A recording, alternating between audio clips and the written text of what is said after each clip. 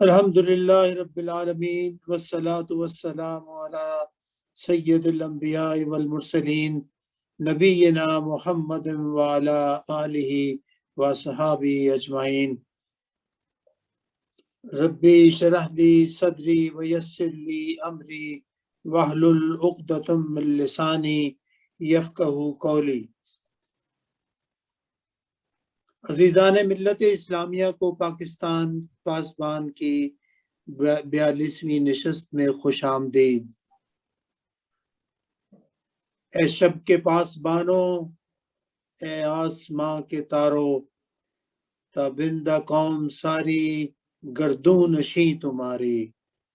چھیڑو سرود ایسا جاگ اٹھیں سونے والے، رہبر ہے قافلوں کے تابع جبیں تمہاری۔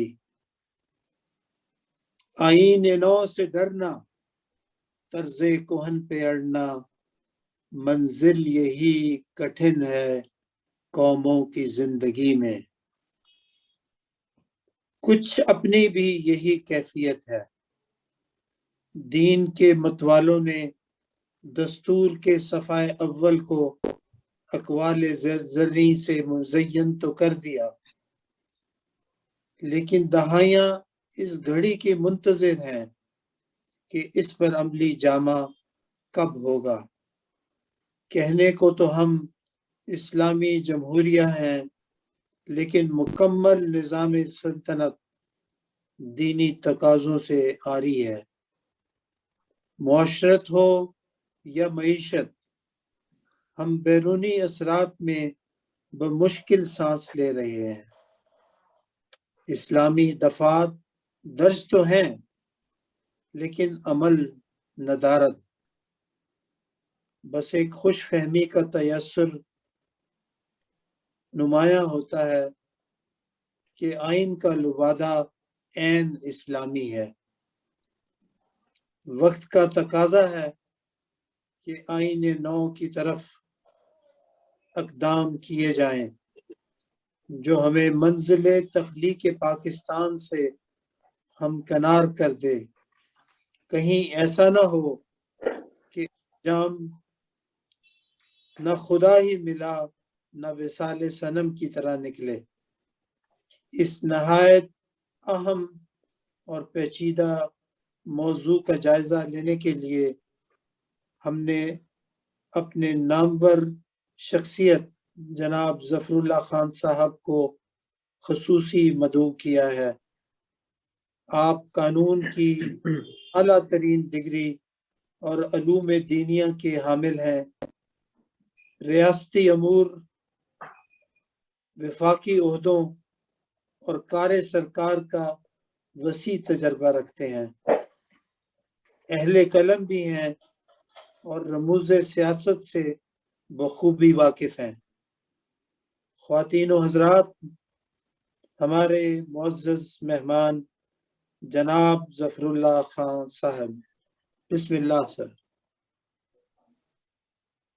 اعوذ باللہ من الشیطان الرجیم، بسم اللہ الرحمن الرحیم۔ رب اشرح لی صدری ویسر لی امری، رب اشرح لی صدری ویسر لی امری۔ اللہم صلی علی محمد وعلی آل محمد کما صلیت علی ابراہیم وعلی آل ابراہیم انک حمید مجید۔ میں پاسبان کا بہت مشکور ہوں کہ آج یوم سبت کو اس وقت جب لوگ ویکینڈ پہ اپنے مادی کاموں میں مصروف ہیں، انہوں نے یہ ایک محفل برپا کی جس میں انسانی زندگی کے سب سے مشکل معاملے پہ ہم گفتگو کر رہے ہیں۔ اس موضوع کے 3 پہلو ہیں۔ اسلام کا سیاسی نظام کیا ہے، دوسرا پہلو یہ ہے کہ پاکستان کے آئین کی شرعی دینی حیثیت، اسلامی حیثیت کیا ہے، اور ان دونوں تناظر میں آئندہ کا لاہ عمل کیا ہے۔ یہ اتنا مشکل موضوع ہے کہ جس پہ 70-75 سال سے کتابیں ہی لکھی جا رہی ہیں، لیکن یقیناً یہ اہل علم کی محفل ہے۔ میں 20 منٹ اس میں اپنی گزارشات کروں گا، اور اس کے بعد اگر سوال و جواب کی نشست ہے تو وہ ہم اس پہ غور کریں گے۔ اسلامی پولیٹیکل فلسفی کیا ہے، اسلامی سیاسی فکر کیا ہے، یہ ایک پیچیدہ مسئلہ ہے اور کنٹروورشل مسئلہ ہے۔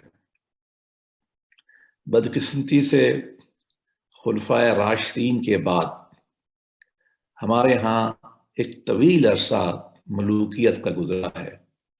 سب سے پہلے 90 سال ہمارے ہاں اموی خلافت تھی، جس میں عرب امپیریلزم زیادہ تھا اور اسلامی سماج اگرچہ بہت حد تک قائم تھا، لیکن سیاسی سٹرکچر جو ہے وہ مجروح ہو گیا تھا، اسلامی شناخت اس کی مجروح ہو گئی تھی۔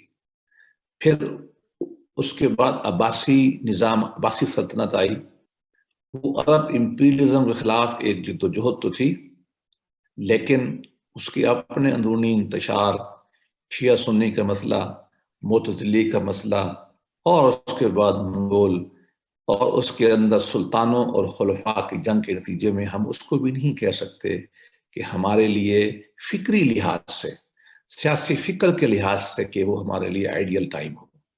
اگرچہ دنیاوی ترقی، سائنس، علم و حکمت کی ترقی میں وہ انسانی دور کے بہترین ٹائموں میں سے، اوقات میں سے ایک پیریڈ گزرا ہے، اور ہمیں اس پہ فخر ہے کہ مسلمانوں نے بہت کام کیا، لیکن وہ ایک ملوکیت تھی۔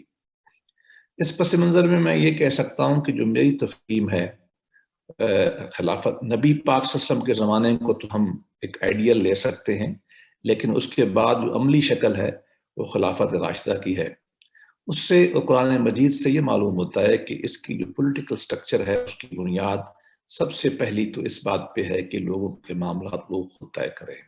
نبی کریم صلی اللہ علیہ وسلم کو حکم ہوا کہ امرہم شورا بینہم وشاورہم فی الامر، کہ آپ لوگوں سے مشاورت کریں اور لوگوں کے معاملات مشورے سے طے ہونے چاہیے۔ یہ شورائیت، یہ کنسلٹیشن، یہ democratic process, consensus building, majority rule, جو بھی آپ اس کو نام دے لیں، جو بھی شکل اختیار کر لیں گے، یہ ہمارے ہاں لازم ہے، ورنہ ملوکیت آ جائے گی۔ ایک فرد پھر ہماری گردنوں پہ سوار ہوگا، اس کو اتارنا مشکل ہو جاتا ہے۔ دوسری جو کارڈینل پرنسپل مجھے معلوم ہوتا ہے وہ عدل قائم کرنا ہے۔ قرآن مجید میں ارشاد ہے کہ تمام انبیاء، تمام کتب اس لیے آئی ہیں دنیا میں لِيَقُومَ النَّاسُ فِي الْقِسْطِ، کہ دنیا میں قسط، انصاف کا، عدل کا بول بالا ہو جائے۔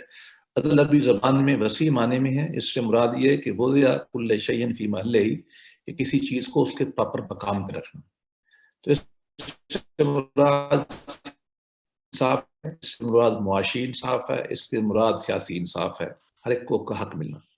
اور اسی طریقے سے یہ سمجھ میں آتا ہے کہ لوگوں کی دنیاوی اور اخروی فلاح کے لیے جو سیاسی نظام ہوگا وہ کام کرے گا، ویلفیئر کے لیے اور فلاح کے لیے۔ فلاح جو ہے وہ ویلفیئر سے ذرا ایک قدم آگے کی چیز ہے۔ ویلفیئر میں دنیا کی خوب انسانی سہولیات ہیں، جو یقیناً اسلامی پولیٹیکل سسٹم چاہتا ہے کہ اس کے لوگ خوشحال رہے، لیکن وہ یہ بھی چاہتا ہے کہ اس کا مورل فائبر اتنا مضبوط ہو، اخلاقی ڈھانچہ، کہ اس کی اخروی فلاح بھی ہو جائے۔ اس لیے کہ قرآن مجید نے الٹیمیٹلی فلاح کا جو مفہوم بیان کیا وہ یہ ہے کہ من زحزح عن النار وادخل الجنہ فقد فاز فوزا عظیما، جو دنیا میں زندگی گزارنے کے بعد آخرت میں اللہ کے ہاں سرخرو ہوا، دوزخ سے بچا، جنت میں گیا، وہ کامیاب ہے۔ تو یہ اخلاقی وجود بھی ہمارا بہت ضروری ہے۔ اس کے بعد ہمارے ہاں مختلف شکلیں بنتی رہی نظام کی، کبھی ہم نے خلیفہ کہا، کبھی ہم نے امام کہا، کبھی ہم نے اس کو سلطان کہا، کبھی ہم نے ولی کہا۔ یہ میری رائے میں غیر اہم باتیں ہیں۔ اگر انصاف قائم ہے، اگر لوگوں کے مادی اور اخلاقی مسائل ٹھیک ہیں، عدل قائم ہے اور مشورے لوگ خود کر رہے ہیں، اور اس میں وہ احکامات جو قرآن مجید نے ہمیں کہا ہے کہ مسلمان جب دنیا میں قائم حکومت کریں گے، مکن نہ ہوں، جب ہم ان کی حکومت کو اسٹیبلش کریں گے تو وہ یہ کام کریں گے۔ وہ چند کام ہیں: امر بالمعروف کریں گے، زکوٰۃ اور نماز کا نظام قائم کریں گے، اور 3 یا 4 میکسیمم 5 ہمارے یہاں حدود ہیں، وہ اس کو قائم کریں گے۔ لیکن ان تمام کا جو نٹ شل ہوگا وہ مقاصد شریعہ کی روشنی میں ہوگا۔ اسلامی اسٹیٹ کا ہر کام وہ کیا کرے گا؟ یا انسان کی نفس کی جان کی حفاظت کر رہا ہوگا، یا عقل کی حفاظت کر رہا ہوگا، یا مال کی حفاظت کر رہا ہوگا، یا عزت کی حفاظت کر رہا ہوگا، یا نسل کی حفاظت کر رہا ہوگا، اور عقیدے کی حفاظت کر رہا ہوگا۔ یہ بنیادی اصول دیے گئے ہیں اور یہی لازم تھے، ڈیٹیل نہیں دی جاتی۔ اس سسٹم نے 1400 سال نہیں، 14,000 سال نہیں، عبدالآباد تک رہنا ہوتا ہے، تو اس میں بنیادی اصول دیے جاتے ہیں۔ یہ تو ایک ہمارے ہاں بنیادی ڈھانچہ ہے۔ اب اس کے پارٹ سیکنڈ پہ آتے ہیں۔ ہمارا آئین جو ہے، میری رائے میں جو جتنی بھی مسلم پولیٹیکل سائنس پہ کتابیں ملتی ہیں پرانے زمانے میں، ان میں تو ملوکیت کا بہت غلبہ ہے۔ پچھلے 100 سال میں ہمارے اچھا علماء نے، ڈاکٹر علامہ محمد اسد کی آپ کتاب دیکھ لیں، عبداللہ مودودی کی اسلامی ریاست دیکھ لیں، ڈاکٹر حمید اللہ کا مسلم کنڈکٹ آف اسٹیٹ دیکھ لیں، فضل الرحمان کی کتابیں دیکھ لیں، یا اور اس کے بعد سب سے بڑا جو ڈاکومنٹ بنا ہماری تاریخ میں، جو خدا کی حاکمیت اور انسان کی حاکمیت کو ملاتا ہے، وہ قرارداد مقاصد ہے، جو پاکستان کی آئین کا پریمبل ہے۔ یہ بہت بڑا کولیکٹیو اتحاد ہے مسلمانوں نے کیا ہے۔ وہ اس کے 3 کارڈنل پرنسپلز ہیں۔ نمبر 1، سوورینٹی، حاکمیت اعلیٰ دنیا کی اللہ کے پاس ہے۔ دوسرا اصول یہ ہے کہ اللہ نے اپنی حاکمیت اعلیٰ اپنے عوام کو تفویض کر دی ہے۔ تیسرا اصول یہ ہے کہ تفویض جو ہے یہ ٹرسٹ کے پرنسپل ہے، گویا کہ آپ کو بہت خیال کرنا ہے، یہ امانت آپ کے پاس ہے۔ اور چوتھی بات یہ کہے گی کہ اللہ کی حاکمیت اعلیٰ جو ہم نے لوگوں کو تفویض کی ہے بطور امانت، یہ اس کے منتخب نمائندے استعمال کریں گے، کوئی ایک طبقہ استعمال نہیں کرے گا۔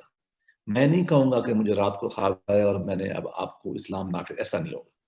یا کوئی ایک کلرجی یا کوئی اور طبقہ یہ نہیں کرے گا، لوگ خود کریں گے۔ یہ ہماری علماء امت، جس میں پاکستان کے تمام شیڈز کے علماء، تمام مکاتب فکر کے علماء، تمام شیڈز آف پولیٹیکل تھاٹ کے لوگوں نے متفقہ طور پر فیصلہ کیا، اور پھر یہ پاکستان کا آئین کا حصہ ہے، اور اسی کے تحت ہم اپنا نظام، ہمیں اس میں بتایا گیا ہے کہ جسٹس ہوگا، سوشل ڈیموکریسی ہوگی، مائنارٹیز کا خیال کیا جائے گا، عدلیہ آزاد ہوگی، اس کی عملی شکلیں۔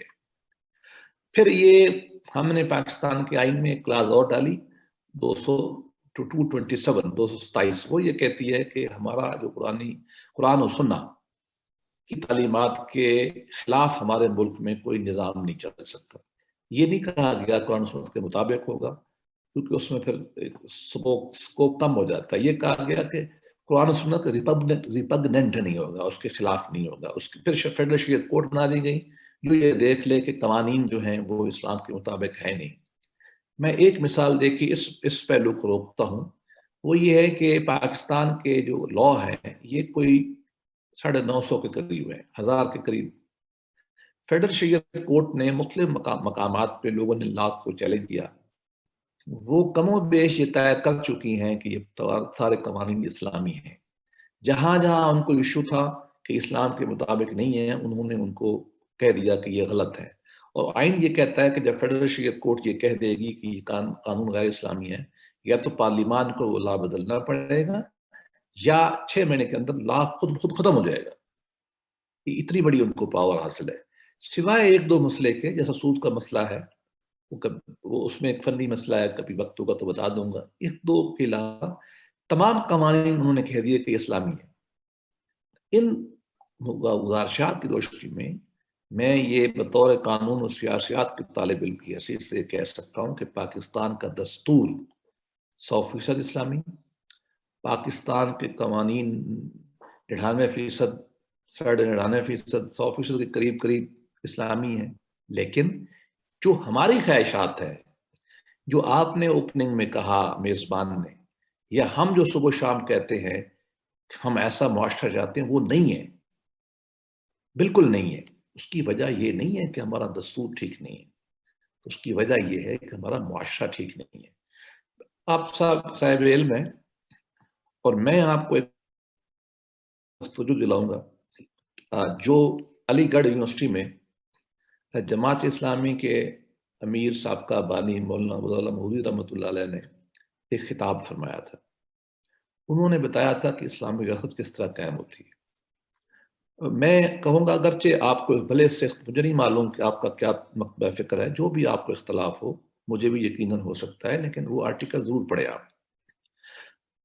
وہ یہ سمجھانے کی کوشش کرتے ہیں کہ قوانین سے اسلام نافذ نہیں ہو سکتا. دیکھیے نا، ضیاء الحق کے زمانے میں قانون بن گیا کہ نماز پڑھنی ہے. ہمارے جو افسران تھے نا، سول سروینٹ بڑے بڑے، وہ دوروں پہ جب جاتے تھے امیر المومنین ضیاء الحق صاحب کے ساتھ، تو بغیر وضو کے نماز پڑھتے تھے. اب قانون تو وضو نہیں کروا سکتا نا. تو بات یہ ہے کہ جب تک ریاست کے سماج، عام انسان وہ اعلیٰ اخلاقی اقدار کے نہیں ہوں گے، ان کے دل میں یہ نہیں ہوگا کہ میں نے اسلام نافذ کرنا ہے، اسلام نافذ نہیں ہو سکتا. میں آپ کو قانون سے ایک مثال دوں. 1979 دیٹ مین 1969 سے پاکستان میں قانون ہے کہ جو غیر اخلاقی جنسی روابط رکھیں گے ان کو ہم سنسار کریں گے یا ان کو ہم سزا دیں گے. جو چوری کرے گا اس کے ہم ہاتھ کاٹیں گے. اس بحث کو فی الحال آپ چھوڑ دیں کہ یہ قانون ٹھیک ہے یا غلط ہے، قانون یہی ہے. لیکن کچھ آپ مجھ سے بڑے ہوں گے، کچھ مجھ سے چھوٹے ہوں گے. آپ مجھے بتائیے، کبھی سنا ہے آپ نے کہ ایسا ہوا ہے؟ ہو ہی نہیں سکتا. کیسے نہیں ہو سکتا؟ اس کی وجہ ہے، مقدمہ لکھانے والے ایک ملزم کی جگہ 4 لکھاتے ہیں، اس کی ماں کا نام ضرور دیتے ہیں تاکہ وہ ذلیل ہو. وکیل صاحبان، میں خود وکیل ہوں، آپ کو معلوم ہے کہ وہ انصاف کے بارے میں ان کی رائے کیا ہے. پولیس کی تفتیش، ان کا اخلاقی معیار آپ دیکھ لیں. اس کے بعد جج ہیں، وہ بھی ہمارے سوسائٹی کے ہیں. ہمارا جو سماج ہے نا، اس کی اخلاقی حالت، دینی شعور، اخلاقی شعور جب تک ٹھیک نہیں ہوگا، یہ سزائیں لگ ہی نہیں سکتی. کاروبار میں پاکستان کا قانون یہی کہتا ہے کہ آپ انصاف کریں، برابری کریں، کوالٹی چیزوں کی اچھی ہو، قیمت زیادہ نہ ہو. اب آپ دیکھ لیں، جو ہی رمضان شریف ابھی آنے والا ہے، قیمتیں چڑھ جائیں گی. حکومت کتنا کرے گی؟ تو اس مثال سے میں یہ واضح کرنا چاہتا ہوں، اور یہی سیرت بتاتی ہے. آپ دیکھیے، اسلام جب آیا، اسلام کی یہ شکل جس کو ہم اب مانتے ہیں، نبی کریم صلی اللہ علیہ وسلم جب تشریف لائے تو ہم نے سنا ہے کہ مکہ والوں نے یہ کہا کہ اگر آپ چاہیں تو ہم آپ کو مکہ کا سردار بنا دیتے ہیں. سردار سے مراد ان کا ہیڈ آف اسٹیٹ تھا، چھوٹی سی منی سٹی اسٹیٹ تھی، چھوٹی سی. نبی کریم صلی اللہ علیہ وسلم کو معلوم تھا، آپ نے قبول نہیں کیا. آپ کو پتا تھا کہ وہ شاخ ہی نہیں ہے جس پہ میں دینی ریاست کا آشیانہ رکھوں گا. لوگوں کو میں کیسے بناؤں گا؟ آپ نے لوگوں کو ایمانیات کی دعوت دی، آپ نے لوگوں کو اخلاقیات کی دعوت دی، ان کو خدا کی ذات کا شعور پیدا کیا، اپنی ذات سے محبت و اطاعت پیدا کی، اور آہستہ آہستہ آہستہ آہستہ قوانین جو ہے وہ نافذ کیے. جب تک سماج اسلامی ذہن کا نہیں ہوگا، ریاست اسلامی نہیں بن سکتی. ہم نے لوگ منتخب کرنے ہیں، ہم نے ہی سول سروس چلانی ہے، ہم ہی پولیس چلائیں گے، کہاں سے لائیں گے آدمی؟ تو یہ جو کام آپ کر رہے ہیں نا، یہ بنیادی کام ہے کہ لوگوں کو اویئرنیس دیں، لوگوں کو دینی تعلیمات سکھائیں، لوگوں کے بچے اچھے بن کے جائیں، سیاست کریں، اچھے افسر بنیں، اچھے پولیس والے بنیں، اچھے ایم پی ایم این اے بنیں. ورنہ یہ نظام ایسا ہی چلے گا. دیکھیے نا، ریاست کتنا دخل دے سکتی ہے. ریاست کو اگر انسانی معاملات میں زیادہ دخل کا موقع دیا جائے تو کمیونسٹ اسٹیٹ بن جاتی ہے، وہ نازی اسٹیٹ بن جاتی ہے، وہ ایران کے عراق کی اور لیبیا کی اسٹیٹ بن جاتی ہے، وہ رشیا چائنا کی اسٹیٹ بن جاتی ہے. وہ اسلام کا مزاج نہیں ہے کہ لوگوں کے گھروں میں گھسا جائے، لوگوں کو ہر وقت ڈنڈے سے چلایا جائے. ایسا نہیں ہے. اسلام ایسا اخلاقی شعور پیدا کرنا چاہتا ہے کہ انسان رات کی تنہائی میں بھی گناہ نہیں کرے، چوری نہیں کرے، رات کی تنہائی میں بھی سگنل پہ کھڑا رہے، وہ بھوکا مر جائے اور ذخیرہ اندوزی نہ کرے، وہ بھوکا مر جائے قیمت نہ بڑھائے، وہ M N A M P A ایسا ہو جو اپنی قوم کی خدمت کو اپنی ذات سے آگے رکھے. یہ اخلاقی مسئلہ ہے، قانون کا مسئلہ نہیں ہے. جج ایسا ہو جو ڈرے نہ، وہ کہے کہ میرے سامنے اگر خلیفہ ہے، بادشاہ ہے، یا سپاہی ہے، یا غیر آدمی برابر ہے. یہ میں اس لیے بار بار عرض کر رہا ہوں کہ میرا اپنا تجربہ ہے. میں نے سول سروس میں بطور اسسٹنٹ کمشنر سے لے کر سیکرٹری تک کام کیا ہے. اور حکومت کے بھی ہائیسٹ لیول پہ کام کیا ہے. میں آپ کو دیانتداری سے بتا سکتا ہوں کہ جس اسلامی معاشرے کی ہم بات کرتے ہیں اس کا قانون سے کم اخلاقی اور ذہنی تربیت سے زیادہ تعلق ہے. ہم کیا چاہتے ہیں؟ ہر آدمی سچ بولے. یہ تو قانونی مسئلہ ہی نہیں ہے. ہم چاہتے ہیں ہر آدمی دوسرے کی خیر خواہی کرے. یہ اخلاقی مسئلہ ہے. ہم چاہتے ہیں کہ حکمران رشوت نہ لیں, کمیشن نہ لیں. یہ اخلاقی مسئلہ ہے. کیونکہ قانون تو آپ دیکھ ہی رہے ہیں, قانون کا جس طرح کا استعمال ہوتا ہے.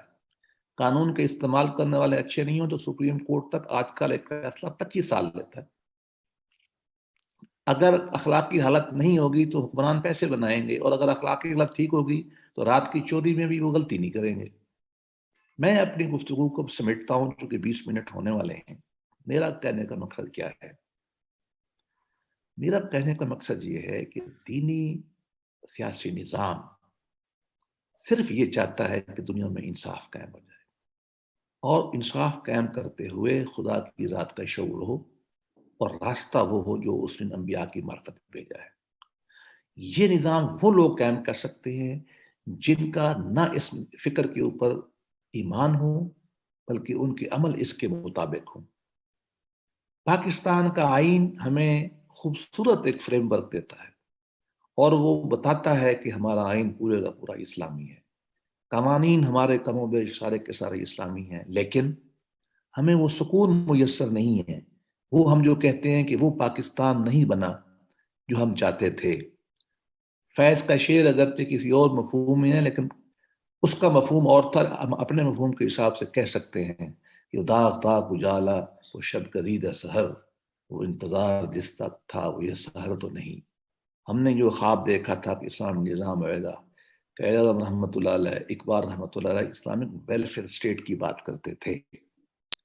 اس میں کیا ہوتا ہے؟ ہر آدمی کو مفت تعلیم ملے گی, ہمیں نہیں ہے. ہر آدمی کو ہیلتھ ملے گی, ہمیں نہیں مل رہی. ہر آدمی کو انصاف ملے گا, ہمیں 3 چیزیں بنیادی ہیں, ہمیں نہیں مل رہی. گھر ہمارے نہیں بن سکتے, اسٹیٹ ہمیں اسپانسر نہیں کرتی, مہنگائی ہماری بہت زیادہ ہے, ہم سیف نہیں ہیں, ہماری گلیاں سیف نہیں. یہی ہوتا ہے نا, اس کے علاوہ کیا ہے؟ ٹھیک ہے, وہ باقی تو آپ کے ساتھ ہی ہمارا نماز تو آپ ابھی بھی پڑھ رہے ہیں, قرآن مجید تو ہم ابھی بھی پڑھ رہے ہیں. تو یہ جو اجتماعی ڈھانچہ ہے وہ تب بنتا ہے جب اس کے لیے کام کرنے والے لوگ موجود ہوں. وہ ہمیں پیدا کرنے کی ضرورت ہے. یہ کام دینی جماعتوں کا ہوتا ہے, یہ کام مدارس کا ہے, یہ کام والدین کا ہے, یہ کام آپ کا ہے, وہ میرا ہے, یہ پاسبان کا یہی کام ہے. ہم یہی کرتے رہیں گے, اور انشاءاللہ اگر ہم یہ کام صحیح کرتے ہیں. میں اپنی اس بات کا خاتمہ ایک چھوٹی سی حکایت سے کرتا ہوں, بڑی چھوٹی سی ہے, اور اس کے بعد ہم سوال جواب کریں گے. یہ موضوع واقعی بہت طویل ہے, ہمارے بھی اس میں عمر گزری ہے, لیکن وقت چونکہ کم ہے اس لیے میں اس حکایت پہ بات ختم کروں گا. ایک لکڑی ہے جس سے وہ بنتے ہیں پھانسی گھاٹ, جس پہ لوگوں کو پھانسی دیتے ہیں نا پرانے زمانے میں, وہ لکڑی کا ہوتا ہے. اور ایک لکڑی وہ ہوتی ہے جس سے مسجد کے ممبر بنتے ہیں. یہ 2 لکڑیاں, ان کے 2 درخت ایک دن جنگل میں بیٹھے باتیں کر رہے تھے. یہ مولانا روم رحمۃ اللہ علیہ نے, جلال الدین رومی بلخی کا یہ کہاوت ہے مثنوی میں, مثنوی مولانا روم میں, مثنوی مانوی میں. تو 2 درخت آپس میں باتیں کر رہے ہیں, آپس میں لڑ پڑتے ہیں. ایک کہتا ہے میں اچھا ہوں, ایک کہتا ہے میں اچھا ہوں, جیسے ہم کرتے ہیں. تو آخر میں وہ بات یہاں مکتی ہے. وہ جو درخت ہے نا جس سے منبر بنتا ہے, وہ کہتا ہے دوسرے سے کہ تو بڑا ہی فضول درخت ہے, تیرا تو استعمال پھانسی گھاٹ میں ہوتا ہے. وہ درخت پھانسی گھاٹ والا اس کو کہتا ہے اگر آپ کے درخت سے ممبر بنتے ہیں نا, اگر آپ کے ممبر نے, آپ کے درخت نے صحیح کام کیا ہوتا تو یہ پھانسی کی ضرورت ہی نہ پڑتی. تو اگر مثبت طاقتیں, دینی طاقتیں, اخلاق کی طاقتیں اپنا پورا کام کریں گی نا تو وہ گناہ کا معاشرہ ہی نہیں پیدا ہوتا, وہ پھانسی پہ بھی نہیں لگتے. وما علینا الا البلاغ. اب آپ سوال جو ہے وہ کر سکتے ہیں.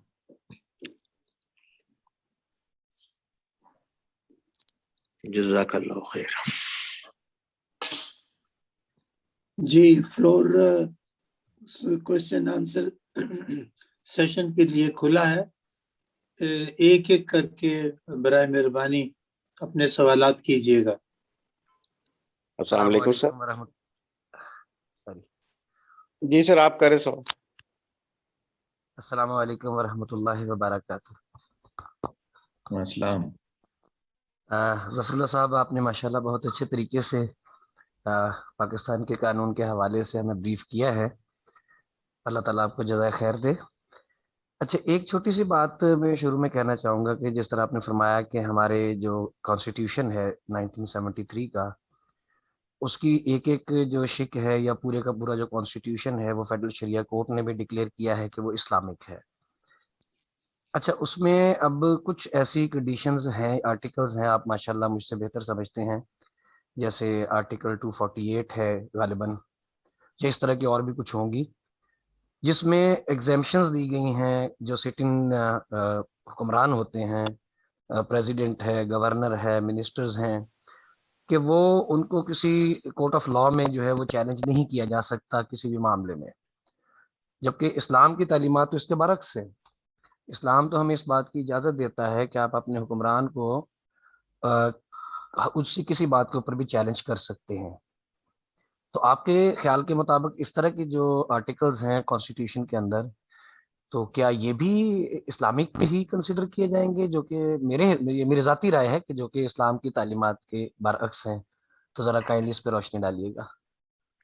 Thank you very much. ये दरमियान में कोई आधे मिनट के लिए लाइन कट गई थी, लेकिन मैं आपकी बात समझ चुका हूँ। पाकिस्तान के आइन में 2 दफात हैं, आर्टिकल 248 और गालबन 239, 248, 249।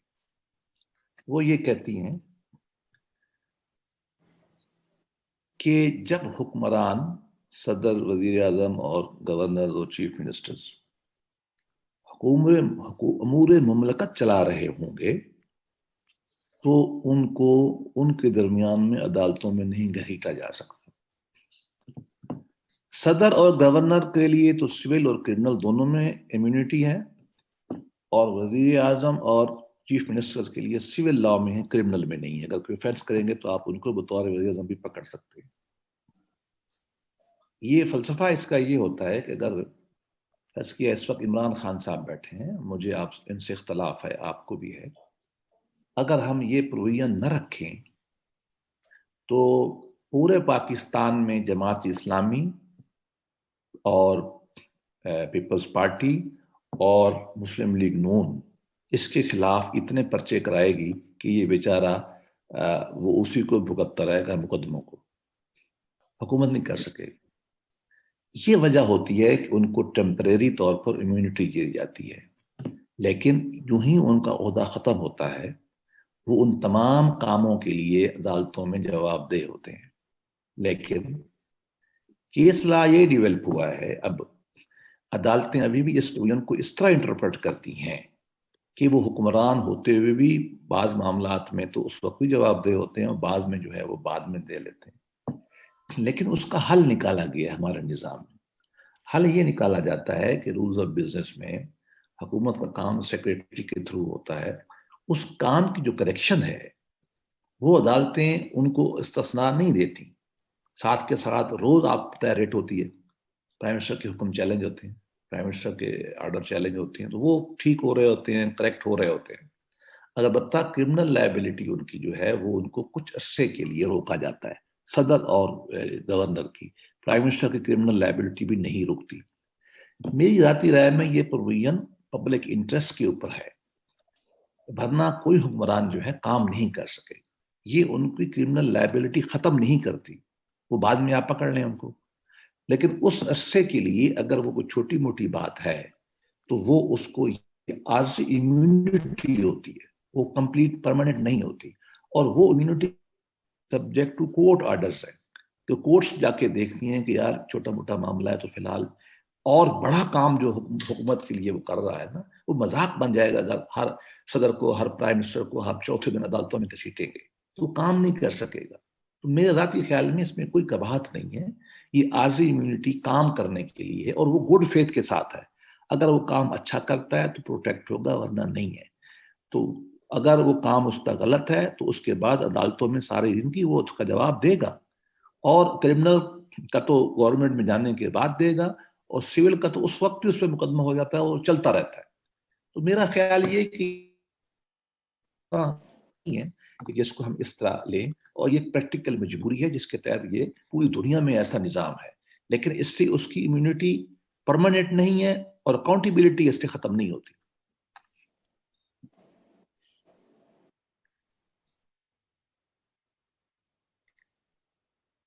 سر میں اجازت ہو تو سوال کر سکتا ہوں؟ سہیل جی آپ نے سر کور ایشو جو ہے بہت اچھے طریقے سے آئیڈینٹیفائی کیا کہ معاشرے کی اندر ایسے لوگوں کا کمی ہے جو کہ اخلاقی اقدار پہ پورے نہیں اترتے۔ اگر آپ اس کو فوکس کریں گے تو اس کے بعد اسلامی نظام کی آپ بات کریں تو اس حوالے سے مطلب جو ریسنٹ عثمانی خلافت تھی اس کا آپ نے ذکر نہیں کیا، تو ہمیں دو ایشو جس کو فوکس کرنا ہے۔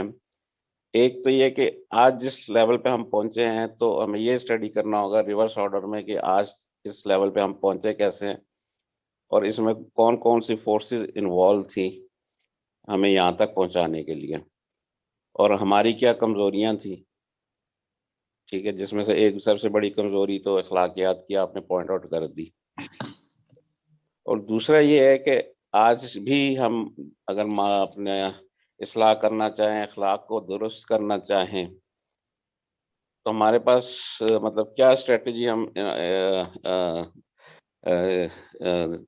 سیٹ کر سکتے ہیں جس کے تحت ہم مطلب آج بھی انٹرفیرنس تو ہو رہی ہے میڈیا کے تھرو اور ڈفرینٹ فورسز انوالو ہیں ہمیں ڈی ٹریک کرنے کے لیے، تو ان ساری چیزوں کے ہوتے ہوئے ہم کیا اسٹریٹجی اڈاپٹ کریں کہ ہم جو ہے ایک مثبت سائٹ پہ اپنی اخلاقیات کو درست کریں؟ تھینک یو بھائی دیکھو نا، آپ کا سوال بذات خود یہ بتاتا ہے کہ ہمیں اس مسئلے سے کتنی تکلیف ہے، ہم پریشان کتنے ہیں، کہ آپ نے آدھے منٹ میں کوئی 6-7 ایسی باتیں کر دی ہیں، ایک ایک بات کے سوال کا جواب دینے میں زندگی چاہیے۔ دیکھیے سلطنت عثمانیہ، میں کبھی بھی اس کا حامی نہیں رہا آنیسٹلی۔ مسلمانوں کی ریاست تھی، اسلامی ریاست نہیں تھی، بہت بڑے کام کیے مانتے ہیں، لیکن وہ اس چینج کو قبول نہ کر سکی جو مغرب میں ہو رہی تھی۔ سائنس تو شیخ الاسلام نے فتویٰ دے دیا کہ قرآن نہیں چھپ سکتا۔ 1452 میں پہلی بائبل چھپتی تھی گٹنبرگ میں پیپر پر، شیخ الاسلام 200 سال تک کہتے رہے کہ قرآن مجید کا چھاپنا منع ہے، فلاں چیز ناجائز ہے، فلاں چیز ناجائز ہے۔ بھائی اس سے سلطنت عثمانیہ نے وہی کچھ ہونا تھا جو بعد میں ہو گئی، اور آخر میں وہ اتنی کمزور ہوئی جس کو سکھ مین آف یورپ کہتے تھے، اس کو گدھوں کی طرح دنیا پڑ گئی اور اس کو چیر پھاڑ کے رکھ دیا۔ بھائی وہ دنیا میں سروائیول کا فٹسٹ ہوتا ہے، جب تک وہ مضبوط تھے علم میں، جب تک وہ مضبوط تھے آرمی میں، جب تک وہ مضبوط تھے اخلاقیات میں، بقائے اصلہ کا پرنسپل ہے نا دنیا میں، سروائیول کا فٹسٹ ہے۔ فٹسٹ تھے تو مسلمان غالب آ گئے، مسلمان فٹسٹ کمزور ہوئے، علم اور اخلاق میں تو پیچھے چلے گئے۔ یہ معاملہ کہاں تک کیوں آیا ہے ایسا؟ بات یہ ہے کہ یہ بہت تکلیف دہ مسئلہ ہے۔ میں زیادہ نہیں کہہ سکتا، وقت کم ہے، میں ایک لائن میں اگر کہوں تو یہ ہے ہمارا ڈائلیما۔ اس کو انہوں نے ایک شعر میں بیان کیا ہے آپ کے ہوسٹ نے، کہ طرز کہن جو تھا نا ہمارا، ہم اس پہ اڑے رہے، کوئی تبدیلی کی نئی چیز ہم نے قبول نہیں کی، مسلمان وقت کے پیچھے پیچھے چلتے رہے، ارلی پیریڈ کو چھوڑ دیں، جب ہم غالب تھے، تہذیب کے آگے چلتے تھے، تہذیب کو ہم شیپ کر رہے تھے، ٹھیک، ہم نے یونان کا علم اٹھایا، ہندوستان کا علم اٹھایا، اس کو اسلامائز کیا اور دنیا پہ غالب کر دیا، ایک تہذیب کھڑی کر دی، ہم غالب آ گئے۔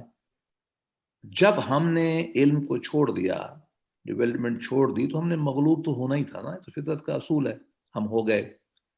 ہم نے ہمیشہ، ابھی بھی یہی ہے، جو اچھی چیز آتی ہے نا ہم اس کی مخالفت کرتے ہیں، اور 100 سال بعد مان لیتے ہیں اس کو۔ مطلب یہ ایک رویہ ہے ہمارا کہ علم، جتنے جدید علوم ابھرے ہیں ہم نے منفی رویہ بنایا ان کے بارے میں، حالانکہ وہ شروع ہم نے کیے۔ مطلب شروع تو نہیں کہنا چاہیے، یونان اور جو ہندوستان کا میتھمیٹکس تھا وہ مسلمانوں نے اس کو انتہا تک پہنچا دیا، ریاضی کو، کیمسٹری کو انتہا، وقت نہیں ہے مننا میں آپ کو پوری مثالیں دوں، لیکن اس کے بعد کیا ہوا؟ اس کے بعد وہ ہم رک گئے، وہاں سے علم تو نہیں رکتا، وہ اقتدار بس تک منتقل ہو گیا، سائنس وہاں منتقل ہو گئی، سماجی علوم وہاں منتقل ہو گئے اور لوگ آگے چلے گئے. علم سائنس کے بعد ٹیکنالوجی بنتی ہے، ٹیکنالوجی لوگوں کو غلام بنا لیتی ہے، ہم غلام ہیں. ہندوستان میں جب 1857 کی جنگ ہوئی تھی، انگریز جو ہے وہ 7,000 یا 10,000 ٹوٹل تھے، مغلوں کی فوج لاکھوں میں تھی، لیکن ہمارے پاس تلواریں تھیں، ان کے پاس بندوق تھی. اب تلوار بندوق میں آپ اندازہ لگانے غالب کون آئے گا. ہمارے پاس ہاتھی تھے، ان کے پاس جو ہے وہ گھوڑے تھے یا اس سے ایڈوانس کی چیزیں تھیں. حیران ہوں گا، بھی کتاب پڑھ رہا تھا، جنگ خان جو ہے، چنگیز خان نے دنیا میں سب سے بڑی جو ہے کنٹیگوس اسٹیٹ بنائی ہے.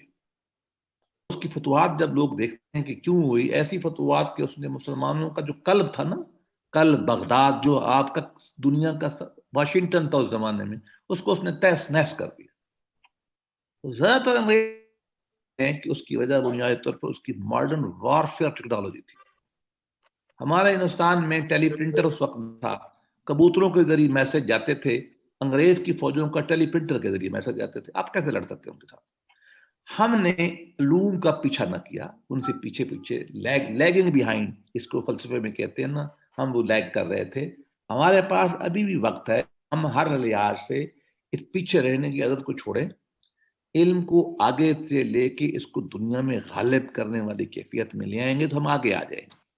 اگر آپ نے اس کی چیز پڑھنی ہو تو میں نے ابھی ایک کتاب میری چھپی ہے، انٹرنیشنل یونیورسٹی نے چھاپی ہے، اس کا نام ہے اجتہاد.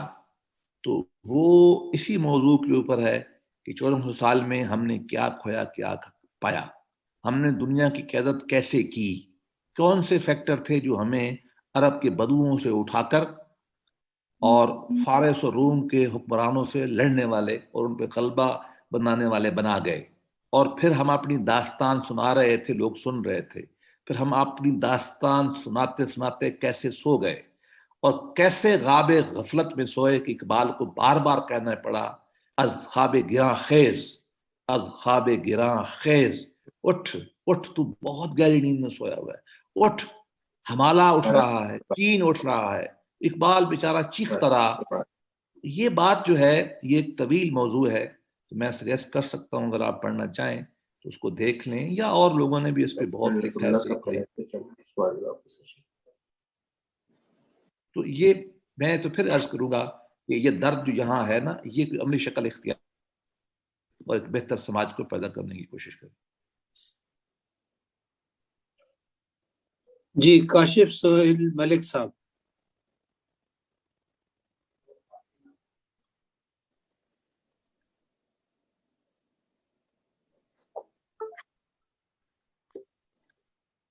کاشف صاحب آپ نے ہینڈ ریز کیا ہوا ہے، آپ کوئی سوال کرنا چاہتے ہیں؟ جی السلام علیکم. Thank you very much. Thank you very much, Dr. Saab. We always get enlightened by your talks. Islamic university میں بھی اس سے فائدہ اٹھاتے رہتے ہیں. ایک بات یہ صرف کہنا چاہتا ہوں کہ آپ کانسٹیٹیوشن کے حوالے سے بات ہو رہی تھی، پہلا جو سب سے پہلا کویسچن ہوا اسی سے کنیکٹڈ کہ ہمارے یہاں ایک ہم ٹرم استعمال کرتے ہیں، اس کو انہیرنٹ لا کہہ لیں یا اس کو کہہ لیں کہ آپ کی جب سمتی درست نہ ہو، اور ہم سب جو ہیں، آپ بھی میں بھی، ہم سب اسی کانسٹیٹیوشن کے اندر شاید پروگرام ہو گئے ہیں. تو کیا آپ نہیں سمجھتے کہ یہ جو کانسٹیٹیوشن ہے، چونکہ یہ بذات خود جس میں ابھی تک وہ انگریز کی دور کی چیزیں چل رہی ہیں اور وہ قانون میں ٹرانسلیٹ بھی ہوئی ہیں اور وہ سارا کچھ ہے، جس کو ہم نے تھوڑا سا اس کا ابتدائیہ اور کچھ ایسی شکیں ڈال کر اسلامک ہم کہتے ہیں، and then we remain happy کہ اسلامی جمہوریہ پاکستان اور اس میں کچھ ایسی چیزیں ہیں. کیونکہ ایسا تو نہیں ہے کہ یہ اصل میں یہ سمتی غلط طے کر لی ہوئی ہے. تو قرآن و سنت کے قوانین کی جگہ اس کانسٹیٹیوشن کو ہم یہ سمجھ کے کہ اس میں قرآن و سنت کا ذکر ہے تو دیٹ از انف فار اس، اور شاید یہ کوئی تبدیلی لائے گا. اس پر تھوڑی سی آپ کی انسائٹ ول بی. دیکھیے، میں تو اس نقطہ نظر کا حامی ہوں کہ صرف یہ کہہ دینا کہ قرآن و سنت ہمارا قانون ہو رہا یہ کافی بالکل نہیں ہے. آئین کہے تو کافی نہیں ہے اور میں کہوں تو کافی نہیں ہے. قرآن و سنت کا نفاذ ہوگا، آپ کو قرآن و سنت کے اندر کچھ چیزیں چننی پڑیں گی نا. ہم تو میں مطلب پھنس گیا. ابھی اسلام آباد ہائی کورٹ میں مسئلہ پیش ہوا، مجھے انہوں نے کہا کہ جی آپ اسلام کے طالب علم ہمیں بتائیے، بچے کی شادی میں 2 مہینے لگا رہا اور جو میں نے معروضات کی مجھے تو کوئی کتاب ہی نظر نہیں آتی ایسی جس کو ہم کہیں گے جی یہ آج کے بعد یہ کتاب اسلامی قانون کی ہم نافذ کر دیں گے. ہم ملائیں پہ ہی جاتے ہیں نا, امید علی پہ جاتے ہیں. ہدایت اس شکل میں ہے ہی نہیں حنفیوں کی کتاب کی جس سے ہم قانون نافذ کر سکتے. دیکھیے کیا ہم پہلے طے کر لیتے ہیں کہ کیا چیز اسلامی ہے اور اس آئین میں نہیں ہے. یہ ڈیٹیل میں تو ہم نہیں جا سکتے, ڈیٹیل تو بہت چھوٹی چیز ہوتی ہے. حکمرانی کا طرز کیا ہوگا, شرعیت ہوگی, ملوکیت ہوگی, اس میں کوئی ایشو نہیں ہے. فیصلہ ایک بندہ کرے گا, ایک ادارہ کرے گا, سب کریں گے, یہ ایشو طے کرنے والے ہیں. عدلیہ آزاد ہوگی, یہ معاملہ طے کرنے والا ہے. اچھا فارم آف گورنمنٹ ہم نے کہا جی پارلیمانی فیڈرل ہوگا, اسلام کا تو ایشو ہے ہی نہیں. اسلام تو کہتا ہے آپ شورا کریں, اپنے عہد کے ساتھ چینج کرتے چلے جائیں, آپ چینج کر لیں. ایشو یہ نہیں ہے. میں کہتا ہوں آپ جو بھی نظام لے آئیں گے, صاحب ذرا اسلام کے سیاسی نظام کی کوئی ایک عملی شکل متعین نہیں ہے, ہونی چاہیے بھی نہیں. سماج تبدیل ہوتا ہے تو پھر آپ وہ کام تو نہیں کر سکتے نا جو پہلے تھا, لیکن اصول متعین ہیں شریعت کے. ان اصول کی روشنی میں ہمیں بتا دیں کہ جی فلاں ملک کا آئین ٹھیک ہے, ایران کا ٹھیک ہے, سعودیہ کا ٹھیک ہے, سوڈان میں اسلامی آئین تھا وہ ٹھیک ہے, یا مجلہ احکام اسلامیہ جو تھا اسلامی قانون ترکوں کا وہ ٹھیک تھا, یا 1400 سال میں فلاں آئین پہلے ٹھیک تھا. تو بدقسمتی سے ہم آپس میں بیٹھے ہیں نا, ہمیں تو کوئی مثال بھی تو نہیں ملتی. ہم کہنے کو تو آسان ہوں گے. نبی کریم صلی اللہ علیہ وسلم کی رحلت کے بعد, بلکہ میں تو تھوڑا اور پیچھے چلا جاؤں گا, میں آنا نہیں جاتا, اس کے بعد تو آپ کسی ایک کانسیپٹ پہ متفق بھی نہیں ہے نا. آپ پولیٹیکل سٹرکچر جو ہے, آپ نے 4 کتابیں بڑی لکھی ہیں اسلامک پولیٹیکل فلسفی پر. احکام سلطانیہ ماوردی کی, الفارابی کا مدینۃ الفاضلہ, غزالی صاحب نظام ملک توسی کی, ٹھیک ہے, اور ماوردی کی. آپ یہ پڑھ کے دیکھ لیں اور ٹھنڈے دل سے کہیں کہ کیا وہ نظام آج ہم نافذ کر سکتے ہیں. ماوردی تو یہ لکھتا ہے کہ جو حفاظ ہے وہ بوئیڈ سلطان کے ساتھ کام کرتا تھا کہ جو بادشاہ کہے گا وہ بالکل ماننا پڑے گا, اور پوری قوم اس کی ایک بادشاہ کی بات مانے گی. تو یہ کام کریں گے تو وہ تو ہٹلر پیدا ہو جائے گا. تو میں اس کو سم اپ کرتے ہوئے کہتا ہوں کہ ہماری جو پولیٹیکل فلسفی ہے, ڈاکٹرنز ہیں, یہ زیادہ ڈیولپ ہم نے نہیں کیے. سادہ لفظوں میں یہ کہتا ہوں. ایک دوسری بات یہ کہ آپ اس کی جو بھی شکل بنا لیں, ہمیں جو کوئی پرابلم نہیں ہے, لیکن میرا پرابلم یہ ہے اس کو گھنٹی باندھے گا کون, وہ آئین لگائے گا کون. فیلڈ مارشل لگائے گا, میں تو قبول نہیں کرتا. پارلیمان بنائے گی نا, پنچایت بنائے گی, جو بھی نام دے لیں اس کو, مجلس بنائے گی نا, وہ مجلس اس قابل ہوگی کہ قانون بنائے؟ وہ کہاں سے بندے لائیں گے؟ یہ کیا رائٹ ہم ملا عمر کو دے دیں گے ایک بندے کو؟ ہم تو نہیں دے سکتے. تو دیکھیے معاملہ بہت سنجیدہ ہے کہ کیا ہم انٹلیکچولی مورلی ایز اے سماج اس کام میں ہیں, کر سکتے ہیں؟ کیا ہم اتنے انوویٹو ہیں کہ ہم آئین لکھ سکتے ہیں؟ کیا ہم اتنے انوویٹو ہیں کہ ہم اپنی پوری اسلامک ہسٹری کو کرٹیکل اپریسیشن کرنے کے بعد کوئی اس کی عملی شکل دے سکتے ہیں؟ آپ کو تو اسلامی پولیٹیکل سائنس پڑھانے کے لیے ٹیکسٹ بک نہیں ملتی. اسلامی معاشیات پڑھانے کے لیے 4 کتابیں دنیا میں 5 لکھی گئی ہیں, ادھر ایک دن میں 1000 کتاب آ جاتی. دیکھیں ہمیں ماننا پڑے گا کہ ہم انٹلیکچوئل ڈیفیسٹ کا شکار ہیں, ہمیں نہیں معلوم. تو میں اس بات کو ختم کرتا ہوں یہ کہتے ہوئے کہ آپ جو بھی شکل اختیار کر لیں, اگر اسلام کے گراؤنڈ نارم کے مطابق ہوگی تو مجھے کوئی پرابلم نہیں ہے. میرا تو تھیسس ہی یہی ہے کہ یہ سسٹم چینج ہوتے رہتے ہیں. میرا فلسفہ یہ ہے کہ کیا اس میں خدا کی حضوری ہے, حضور کی اطاعت ہے, انسان کی فلاح اور جسٹس ہے؟ اگر ایسا ہے تو وہ اسلامی نظام ہے. اگر ایسا نہیں ہے, چاہے امیوں کا کیوں نہیں ہے, چاہے عباسیوں کا کیوں نہیں ہے, چاہے روح اللہ خمینی کا بھی کیوں نہیں ہے, چاہے سلطان عبدالعزیز کا, میں اس کو اسلامی ماننے پہ تیار نہیں ہوں. وہ مسلم اسٹیٹ ہوگی. بس میری یہ گزارش ہے اس پہ.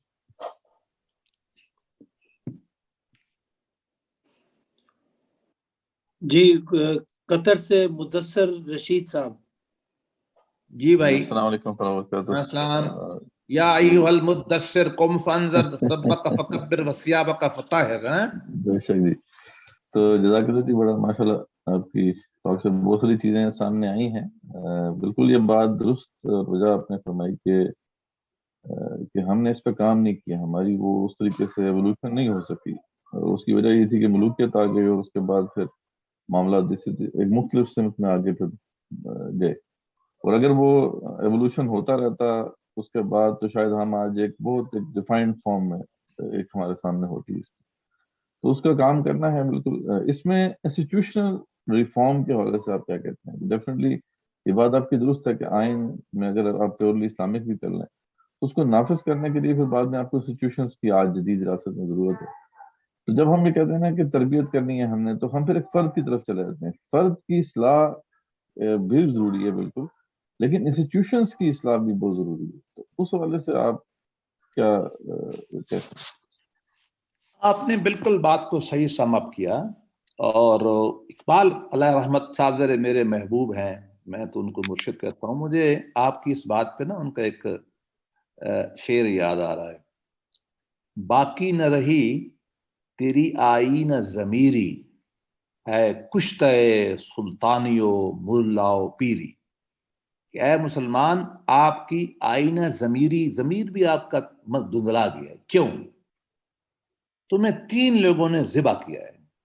سلطان نے, ملوکیت, سلطان سے مراد بادشاہ, آرمی چیف, جو بھی لے لو, جو بھی وزیر اعظم لے لو, جو بھی لے لو.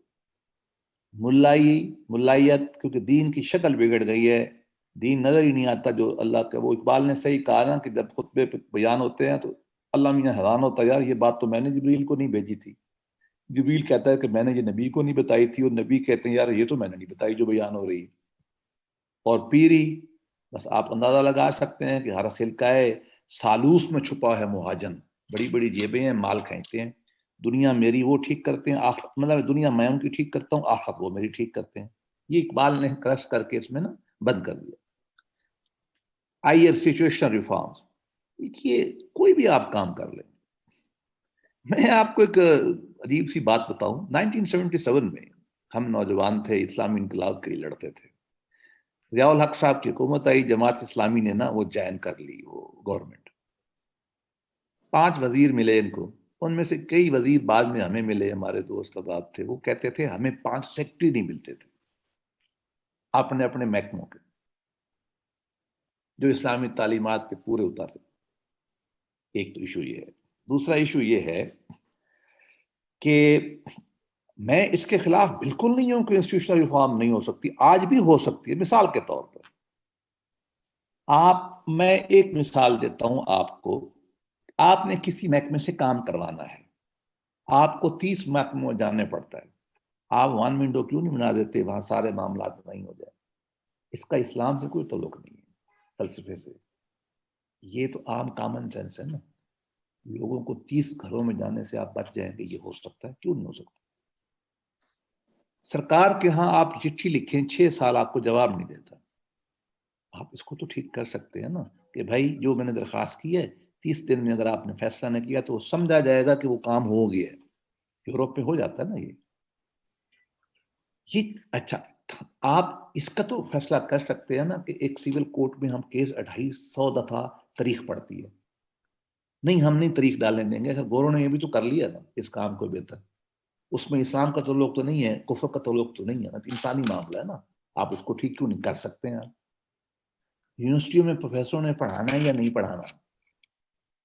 کلاس پراپر لینی ہے, کاغذ کے 50 سال کے پرانے نوٹ سے پڑھانا ہے یا نہیں اپڈیٹ, یہ تو ہم کر سکتے ہیں نا.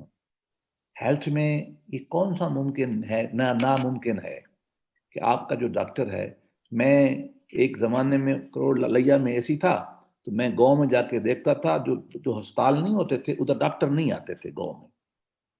میں بڑی سختی کرتا تھا, تو میں نے ڈاکٹر کو کہا تم کیوں نہیں آتے؟ اس نے کہا یار دوائیاں کوئی نہیں ہے یہاں, میں کیوں آؤں؟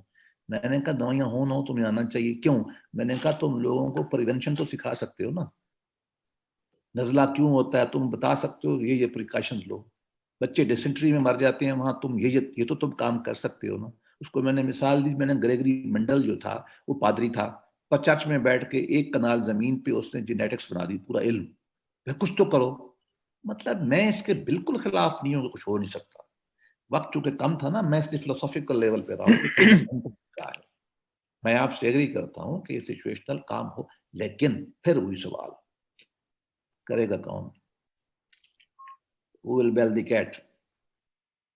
بس یہ سوال ابھی میں چھوڑ جاتا ہوں آپ کے پاس. نہیں بالکل یہ بات درست ہے، لیکن یہ کہ اویئرنیس پہ جیسے آپ نے کہا نا کہ اویئرنیس ہاں اس طرف ڈائریکٹ کیا جائے اور اس طرح بالکل. ڈائریکٹ کیا جائے. ارے مجھے قبول ہے بالکل، فلسفہ چینج کریں، سچویشن بھی چینج کریں، اویئرنیس بھی کریں. اور ایک ویسے میں لطیفے میں کہتا ہوں، مذہبی تنازع میں نہیں کہتا، ایک حل یہ بھی ہے انشاءاللہ امام مہدی آئے گا وہ ٹھیک کر دے گا. ہم سب تو مسلمان یہی کہتے ہیں. وہ تو ہم نے آؤٹ سورس کیا ہوا ہے نا. وہ تو ہم نے آؤٹ سورس خمینی کیا آئے گا ٹھیک کر دے گا. خمینی نے کوئی نہیں ٹھیک کرنا، ہم نے ٹھیک ہونا ہے. اصل بات یہی ہے کہ وہ جو ہاں علامہ ہم اقبال نے نے کہا ٹھیک تھا ہونا نا ہے، اسی سیکٹری نے ٹھیک ہونا ہے، اسی ایس ایچ او نے ٹھیک ہونا ہے، اسی سیکشن افسر نے ٹھیک ہونا ہے، اسی استاد نے ٹھیک ہونا ہے. ہم کہتے ہیں میں تو ٹھیک ہوتا نہیں ہوں اور وہ ٹھیک ہو جائے، یہ کبھی نہیں ہوگا. سیاسی جماعتیں جو انقلاب لے کے کھڑی ہے نا، پہلے وہ تو ٹھیک ہو نا، وہ بھی نہیں ٹھیک ہوتی. ان کے الیکشن ہوتے ہیں نہیں ہوتے. ایک دو مردہ جماعتیں چھوٹی موٹیوں کے علاوہ آپ مجھے بتائیے میجر پولیٹیکل پارٹیاں جو ہیں جنہوں نے چینج کے ایجنٹس ہیں ان کو دیکھ لیں. یونیورسٹیوں میں ایک بڑے ابھی پروفیسر صاحب بیٹھے ہیں، ناراض نہ ہو جائیں، ورسٹ پالیٹکس پاکستان میں یونیورسٹیوں میں ہوتی ہے. میں پریشان ہوں اس بات پہ. اسٹوڈنٹ یونین میں بھی میں رہا ہوں اور اس کے بعد میں نے کئی یونیورسٹیوں کے سینڈیکیٹ پہ رہا ہوں، حکومت میں نے دیکھا ہے جتنی لڑائی پی ایچ ڈی پروفیسروں کے یونیورسٹیوں میں ہوتی ہے نا. رچرڈ ڈکسن نے یہی کہا تھا، آپ کی کتاب لیڈرز پڑھ لیں. وہ کہتا ہے امریکن یونیورسٹیوں کی پالیٹکس سب سے گندی ہے، یہاں لڑائی ہوتی ہے. ہم نوکری میں تھے، سب سے پہلا خط شکایت کا اسکول ٹیچر کا آپ کو ملتا ہے، ایک دوسرے کے خلاف ہوتے ہیں. وہاں بھی یہی کام چل رہا ہے. ممبر رسول پہ آپ مطمئن ہیں؟ میں تو نہیں ہوں. جب ہم جو مرکز ہے، ہمارا مرکز ہے، آپ مجھے بتائیے، اللہ معاف کرے کہ پاکستان کے تمام دینی مدارس جنہوں نے اخلاقیات پڑھانی ہے وہ خاندانی بزنس ہیں یا نہیں ہے؟ باپ دادا پوتا، بھائی تمہارا بزنس ہے، یہ دینی ادارہ ہے؟ بھائی یہ ایک بہت تکلیف دہ مرحلہ ہے، یہ پوری امت کے ہر محلو میں مسئلہ ہے. تو صرف یہ ہے کہ وقت کم ہوتا ہے، کبھی ہم ایک اینگل سے دیکھ لیتے ہیں، کبھی دوسرے اینگل سے لے لیتے ہیں. اصل رسپانسبلٹی میرے لیے میں ہوں کہ میں اپنے آپ کو اپڈیٹ رکھتا ہوں ایز اے وکیل. میں بے ایمانی کرتا ہوں، ایمانداری کرتا ہوں. میں ایز اے پولیٹیکل ورکر جو ہے ایمان پہ، اسلام پہ، لوگوں کی ویلفیئر کی لڑتا ہوں. اور اس کے ساتھ میں اپنے بچوں کو، معاشرے کو، دوستوں کو، احباب کو، جو میری ریت میں ہے، ریت سے مراد میں واضح بڑے معنی آڈینس کے معنی میں لے رہا ہوں. کیا میں اپنے عمل سے اور اپنے کال سے، پھر اپنے عمل سے زیادہ ہے میں لوگوں کی تربیت کر رہا ہوں. میں اس طرف توجہ کی طرف ملان رکھتا ہوں، اور جب انشاءاللہ امام مہدی آئے گا تو سب ٹھیک ہو جائے گا. ایک اور کوشچن جو تھا اس میں اگر جی اجازت ہو، وہ یہ تھا کہ یہ جو آپ نے بات کی نا کانسٹیٹیوشن کے حوالے سے، اگین کانسٹیٹیوشن ریفارم کے اوپر بھی کافی لوگوں نے لکھا بھی ہے، کہا بھی ہے. اس میں ایک بات یہ اکثر کی جاتی ہے، اس میں آپ کی میں جاننا چاہتا ہوں کہ کیا اوپینین ہے اس وقت سچویشن کیا ہے، کہ جو فیڈرل اسٹیٹ کورٹ ہے وہ اس کی حیثیت وہ سپریم کورٹ کے نیچے ہے. تو جب وہ کبھی ایسی بات کرتے بھی ہیں تو سپریم کورٹ جو ہے وہاں پہ جو جج بیٹھے ہوئے ہیں وہ اس کو اڑا کے رکھ دیتے ہیں. تو یہ دیکھیں میں آپ کو بتاؤں، ایسا نہیں ہے. پاکستان کی آئین میں یہ لکھا ہوا ہے دفعہ 203D میں کہ فیڈرل شریعت کورٹ ہوگی. اس کی پاور یہ ہے کہ وہ کسی قانون کو اسلامی اور غیر اسلامی کر سکتی ہے، اور وہ قانون 6 مہینے میں ختم ہو جاتا ہے آٹومیٹک. اس کی اپیل ہے سپریم کورٹ میں، اور وہ اس کا ایک اسپیشل بینچ ہوتا ہے، شریعت اپیلیٹ بینچ. اس میں عام طور پہ جو علماء ہیں وہ بھی ہوتے ہیں اور عام جج بھی ہوتے ہیں. ٹھیک، مجھے آپ بتائیے، میں طالب علم ہوں اور بہت کرٹیکل طالب علم ہوں. میں پاکستان کے نظام انصاف سے بالکل غیر مطمئن ہوں. میں تو کہتا ہوں گرا کے نیا بنایا جائے. بات یہ ہے کون سا فیصلہ ایسا تھا جو انہوں نے 79-80 کے بعد، گویا کہ 40 سال تو ہو گیا نا، 41 سال، اگر 1000 فیصلہ فیڈرل شریعت کورٹ نے کیا ہے اور جس میں اسلام کی کوئی تعبیر انوالو تھی، کتنے فیصلے ہیں جو سپریم کورٹ کی اپیلیٹ بینچ نے رد کیے اور ہم نے کہا بھی انہوں نے اسلام کے مطابق نہیں کیا. میرا اپنا خیال یہ ہے کہ 2-3 فیصلوں کے علاوہ ان کے اوپر کرٹیسزم نہیں کیا گیا. تو فیڈرل شریعت کورٹ کے بعد جو سپریم کورٹ میں جو فیصلہ ہوا، ایک سود پہ ہوا، انہوں نے واپس بھیج دیا. انہوں نے کہا کہ، اور میں آپ کو ایمانداری کی بات بتاؤں، فیڈرل شریعت کورٹ کا فیصلہ بہت ویگ تھا، سود کی ڈیفینیشن ہی طے نہیں ہے. انہوں نے سوال بنا کے واپس بھیج دیا کہ اس کو کرو، حل کرو. اچھا، دوسرا وہ خلا ملا پہ اس طرح کے، اس میں مسلمانوں میں ویسے اختلاف ہے. تو 99 نہیں 99.99% تو فیڈرل شریعت کورٹ کے فیصلے سپریم کورٹ انڈورس کر رہی ہے. تو اس سے کیا فرق پڑا؟ میں پھر کہتا ہوں پاکستان کا آئین اور پاکستان کا قوانین آپ کا جیسا بھی ہے، یہ فیڈرل شریعت کورٹ اور علماء دیکھ، ایک ہے سیاسی نعرہ مارنا، قرآن و سنت لگائیں گے، ایک ہے میں ان کے ساتھ روز کہتا ہوں میرے ساتھ بیٹھ جائیں، ہم کتاب کھول لیتے ہیں، اب مجھے بتائیے کہ یہ شکل. دیکھیے امپلیمنٹیشن اور چیز ہے. اگر فرض کیا کوڈ آف کرمنل پروسیجر میں اسلام کے مطابق سب چیز ہے، لیکن اس پہ عمل نہیں ہو رہا، اس میں قانون کا قصور نہیں ہوتا، اس میں تھاندار کا قصور ہے، اس میں وکیل کا قصور ہے، اس میں گواہ کا قصور ہے، اس میں جج کا قصور ہے. ہم اس چیزوں کو ملا دیتے ہیں. قانون اور آئین ایک چیز ہے، اس کی امپلیمنٹیشن ایک چیز. آخری بات، آپ کو معلوم ہے انگلینڈ میں آئین نہیں ہے. ایسا ہی ہے. نو آئین. بہترین ملک چل رہا ہے. آپ کو معلوم ہے اسرائیل میں آئین نہیں ہے. بالکل نہیں ہے. صحیح بات. ملک چل رہا ہے. کیوں؟ وہ کنونشنز پہ چلتے ہیں، روایات پہ. کانسٹیٹیوشنل کنونشن ہوتے ہیں، وہ سیلف لیمیٹیشن لگاتے ہیں کہ میں نے یہ کام کرنا ہے، میں نے یہ نہیں کرنا. سوسائٹیاں چل جاتی ہیں کیونکہ اصل چیکس اینڈ بیلنس جو ہے نا وہ اندر کے ہوتے ہیں، وہ مورل ہوتے ہیں، وہ انٹلیکچوئل ہوتے ہیں، ان پہ انسان سماج چلتا ہے. سوسائٹیاں ویلیوز پہ چلتی ہیں، قوانین سے نہیں چلتی. اور برطانیہ بہترین مدر آف ڈیموکریسی ہے. آخری بات، برطانوی پارلیمان میں آپ کبھی جائیں نا، ٹی وی میں دیکھنا، وہ ایک لائن لگی ہوتی ہے اپوزیشن کے سامنے سرخ، اور دوسری طرف جو ہے نا گورنمنٹ بیٹھی ہوتی ہے، اس کے سامنے ایک لائن لگی ہوتی ہے. ٹھیک 500 سال میں کبھی کسی آدمی نے لڑائی میں، جھگڑے میں، غصے میں وہ لائن نہیں کراس کی. وہ سیلف ڈسپلن ہے، کتاب میں نہیں لکھا ہو. ٹھیک. تو اصل مسئلہ یہ ہے. السلام علیکم. سر ظفر صاحب، میں معظم علی طور عرض کر رہا ہوں. ماشاء اللہ. پچھلے ہم ہفتے تو یہ کہتے ہیں کہ چراغ طور جلاؤ، بہت اندھیرا ہے. اندھیرا ہے، اور خون جگر جلاؤ، بہت اندھیرا ہے. بہت اندھیرا ہے. پچھلے ہفتے محترم کرنل صاحب نے آپ کا پچھلے سال والا جو خطبہ ہے وہ اس کا لنک بھیجا. اچھا جی. اتفاق آپ سمجھیے یا اللہ کی طرف سے کوئی کیفیت تھی کہ رات 1 بجے سے صبح کے 3:30 بجے تک انتہائی غور سے اور محبت سے سننے کا اتفاق ہوا. ماشاء اللہ. اور اس کو سننے کے بعد ہی محترم کرنل صاحب سے میں نے درخواست یہ کی تھی کہ انتہائی کمپیٹنٹ اور سینئر ساتھی ہیں، بزرگ ہیں ہمارے، تو اگر پچھلے خطبے کا زیادہ سیر حاصل یہ ہوگا کہ ڈسکشن سے اسٹارٹ کر دیا جائے، لیکن آج آپ نے خود ہی بہترین طریقے سے 20 منٹ میں کلوز کیا، اس کے لیے آپ کا خصوصی شکریہ اور گفتگو کا موقع عطا فرمایا. Thank you. اس میں کوئی شک نہیں ہے کہ آپ بہترین خطابت کرتے ہیں اور اس میں علمیت کا پورا لحاظ بھی رکھتے ہیں. یہ کم لوگوں میں یہ ملکہ ہے پاکستان میں، اللہ نے آپ کو یہ قدرت عطا فرمائی ہے. لیکن اس میں کچھ چیزیں ہیں جو کنفیوزنگ ہے، اور اکثر علماء، مشائخ اور لیکچر صاحبان اس میں کرتے ہیں confusion.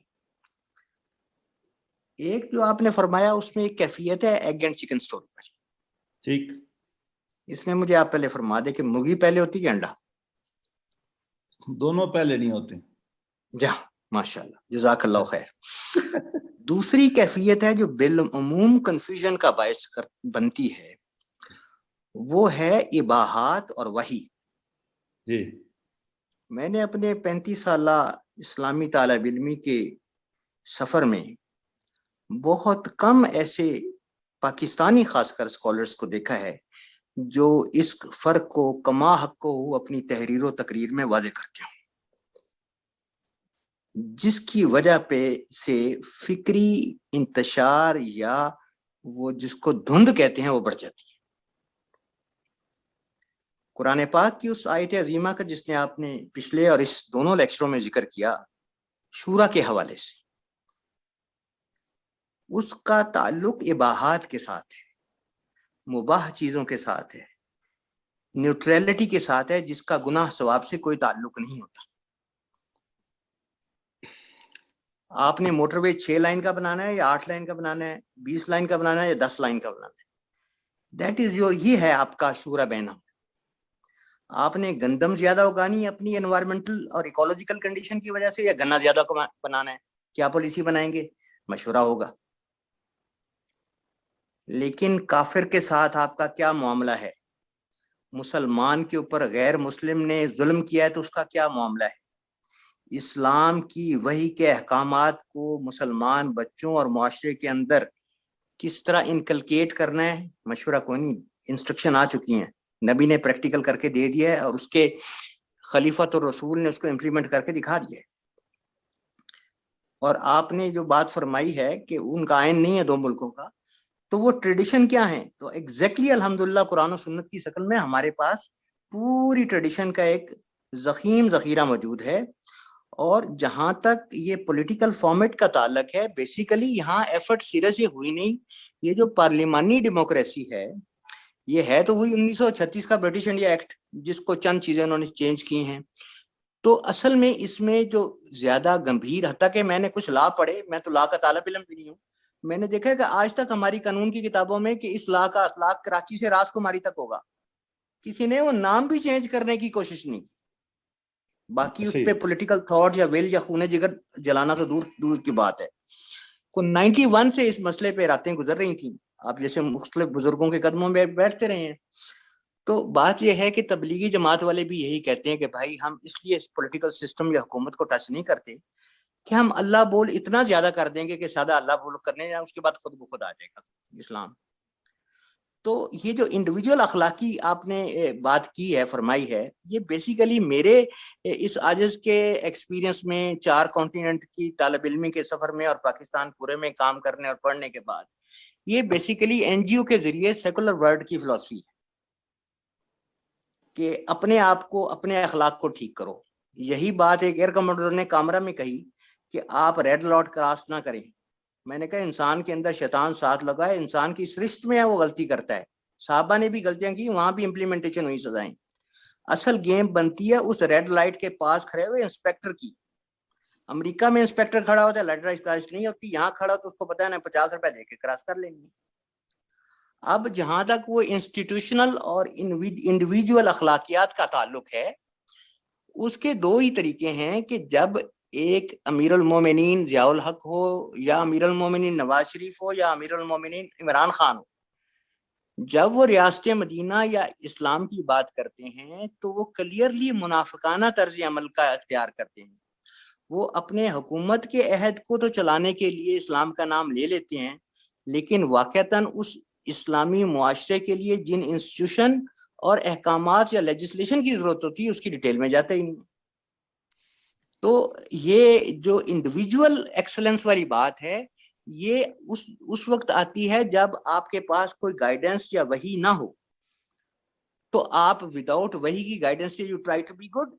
As a secular communist بھی اخلاق والے ہوتے ہیں، کرسچن بھی اخلاق والے ہیں، بے دین لوگ بھی اخلاق والے ہوتے ہیں. لیکن اس اخلاق کو قوت میں تبدیل کرنے میں، نظم کے تبدیل کرنے میں اجتماعیت کے بغیر امکان نہیں ہے کہ اجتماعیت کی کسی انٹیگریٹڈ اپروچ کے بغیر ہم اس انڈیویجول پرسنالٹی کو کلیکٹیو یا انڈیویجول اخلاق کے اوج کمال پہ لے جا سکے. چلو میں عرض کرتا ہوں کنفیوژن ہمیں ہر جگہ ہے، میں اس سے انکار نہیں کرتا. بات یہ ہے کہ میں تو تبلیغی جماعت کا نہیں ہوں، میں تو خود سیاستدان ہوں. میں اس بات سے یقین رکھتا ہوں کہ نظم اجتماعی میں جانا چاہیے، اس کے لیے کوشش کرنا چاہیے. میں کوشش بھی کرتا ہوں، میں تو اس سائڈ کا آدمی ہوں. لیکن جب مجھ سے آپ یہ پوچھیں گے کہ دونوں میں سے کون سی اہم بات ہے، تو میں یہ کہوں گا کہ دونوں میں اہم فرد سماج کی اصلاح زیادہ امپورٹنٹ ہے. نظم اجتماعی بن نہیں سکتا جب تک کہ انسان ٹھیک نہ ہو. نظم اجتماعی ہوتا کیا ہے؟ مشین تو نہیں ہے جو آپ لے آتے ہیں، وہ ایک بلڈنگ ہے جس کی اینٹیں انسان ہے. آپ کے پاس انسان تو اچھے ہیں نہیں ہیں، تو آپ بلڈنگ اچھی بنائیں گے کیسے؟ میرا یہ خیال ہے. میں بالکل یہ کبھی نہیں کہتا کہ آپ نظم اجتماعی کو چھوڑ دیں اور انڈیویجول پہ لگے جائیں. میں تو کہتا ہوں کہ ہر کام کرنے والا ہے. بالکل درست فرمایا. لیکن سر انڈیویجول کا اخلاق آپ کے میڈیا پہ، آپ کے ٹیلی ویژن پہ آپ کا اسلامی نظام دے رہا ہے، کیمرہ کی شکل میں، اخبارات کی شکل میں، چینل کی شکل میں.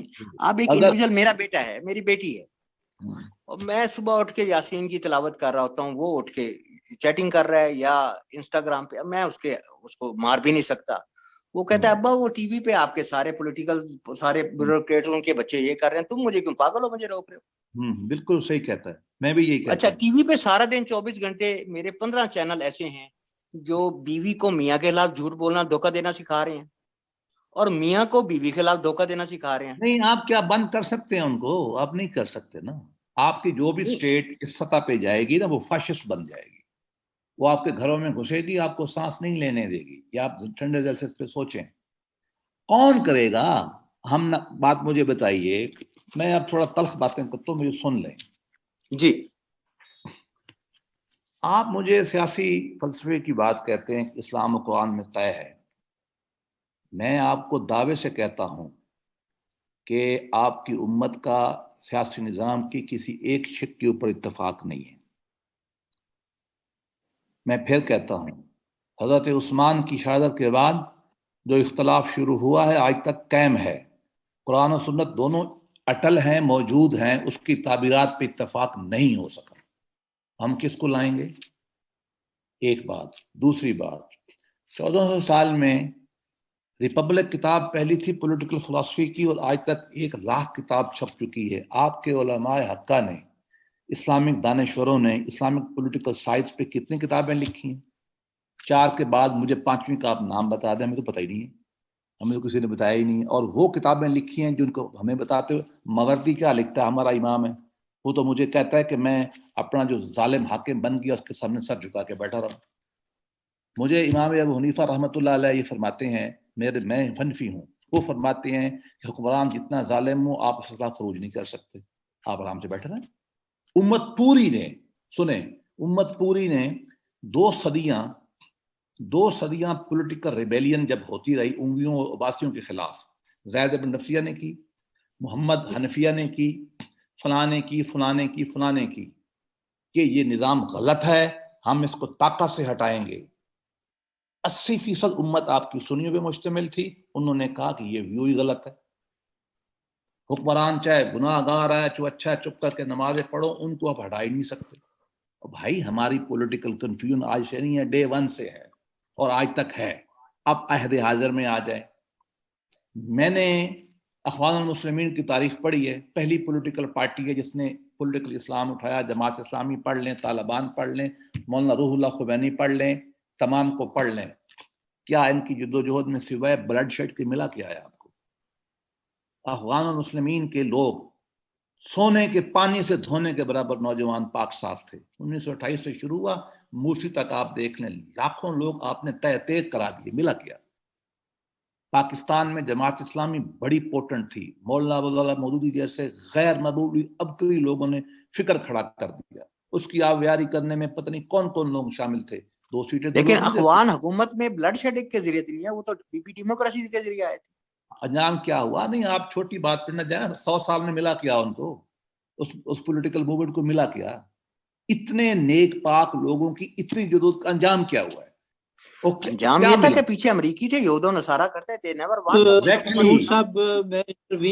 میں یہی کہتا ہوں, آپ اس دنیا میں رہ رہے ہیں, جب تک اگر پورا معاشرہ مصر کا ان کے ساتھ کھڑا ہوتا نا تو یہ نہ ہو سکتا. امریکہ حقیقت ہے, فرانس حقیقت ہے, انڈیا حقیقت ہے. وہ آپ کے دشمن ہیں, وہ آپ سے لڑتے رہیں گے, تو آپ کیا کریں گے؟ آپ ان سے بہتر بن جائیں, آپ کا آرگنائزیشن ان سے بہتر ہو, آپ ان سے سٹینڈ کریں گے. ہمیں کنفیوژن ہر جگہ پہ موجود ہے, ہم اندر کے کمزور ہیں. آپ مجھے بتائیے, آپ 1400 سال میں مجھے ایک آئین بتا دیں جو آپ کے علماء نے لکھا ہو اور آج میں اس کو نافذ کر دوں. ایک بتا دیں مجھے. آپ مجھے ایک آئیڈیل پولیٹیکل پارٹی بتا دیں جس نے 1400 سال میں آپ کہیں یہ پارٹی ہے اسلام کے مطابق. آپ عثمانیوں کی بات کرتے ہیں, میں نے ٹوپ کپی پیلس دیکھا ہے, آدھا پیلس تو حرم کے اوپر ہے, 300 سے کم تو اس کی لونڈی نہیں رکھتا تھا سلطان جو ہے آپ کا. بھائی چھوڑیں ان باتوں کو, ہمیں اپنے اندر ضرور دیکھنا ہے. مجھے کوئی پرابلم نہیں ہے کہ آپ آئیں اور آپ ایک پولیٹیکل پارٹی کھڑے کریں, نظم اجتماعی پاکستان کا بنائیں, میں آپ کے ساتھ ہوں گا. یہ کام نہ ہو سکا نہ ہوگا. آپ دیکھ لیں, جتنے بندے مروانے ہیں مروا لیں. اگر تاریخ تو سبق دیتی ہے نا, ہمیں تاریخ نے ہمیں بتا دیا ہے میں پھر بھی کہتا ہوں آپ کو پیسفل پولیٹیکل اسٹرگل کرنی چاہیے, آپ کو اسٹیٹ بنانی چاہیے, اسٹیٹ پہ چلنا چاہیے, لیکن یہ کام آج تک کوئی دینی پارٹی کر تو نہیں سکی. پاکستان کے عوام ان کو ووٹ دینے پہ تیار نہیں ہے. ابوالکلام آزاد جیسا آدمی, اور سنیں حسین احمد مدنی جیسا محدث, عطا اللہ شاہ بخاری جیسا خطیب, ابوالعلا مودودی جیسا غیر معمولی مجتہد کھڑا تھا ایک سائڈ پہ. پاکستان کی عوام نے ووٹ کس کو دیا ہے؟ قائد اعظم کو. یہ ٹھنڈے دل سے سوچنے والی باتیں ہیں. ہمارے آج میں آپ جیسے نیک آدمی کو اسلام آباد میں کھڑا کر دیتا ہوں, ادھر کھڑا رہتا ہے پیسے والا, ووٹ تو وہ لے دے, لوگ اس کو ووٹ دیں گے. اگر آپ کہیں گے کہ نہیں میں یہ نہیں چاہیے, ہم پارٹی بناتے ہیں, جتھا بناتے ہیں, حکومت پہ قبضہ کر جاتے ہیں اور نظام چلائیں گے, یہ کام نہیں ہونے والا. یہ طالبان نے کیا ہے, پہلے بھی ناکام, ابھی بھی ناکام ہوں گے. یہ خوارج کر چکے ہیں. یہ ایران میں تجربہ علماء نے کیا ہے, انقلاب کے بعد ایران میں کیا ہو رہا ہے آپ اس کو بھی دیکھ لیں. یہ میں تو سب چیزوں کی اباحت کا حامی ہوں. اور آخری کی بات میں عرض کروں, قرآن کے احکامات, یہ غلط فہمی کا شکار نہ ہوں ہم. قرآن میں 4-5 کے علاوہ کوئی قوانین موجود نہیں ہے. سارے قانون اباحت پہ چلتے ہیں, امت چلائے گی. ہمارے علماء متفق ہیں شیعہ سنی اس بات پہ, حنفی, ظاہری, زیدی, کہ 4-5 کے علاوہ کوئی قرآن کے احکامات قانون جرم میں نہیں ہے. سیاسی نظام میں 2-4 کے علاوہ کوئی حکم ہمیں قرآن نے نہیں دیا, یہ کہا یہ کر لو, اور ٹھیک کیا ہے قرآن نے, ہمیں متعین نہیں کیا, ورنہ ہم پھنس جاتے اس میں. تاریخ کے عمل میں ہم نے آگے بڑھنا ہے. قرآن نے 4-5 احکامات حرام ہیں ہمارے ہاں, 4-5 فرض ہیں.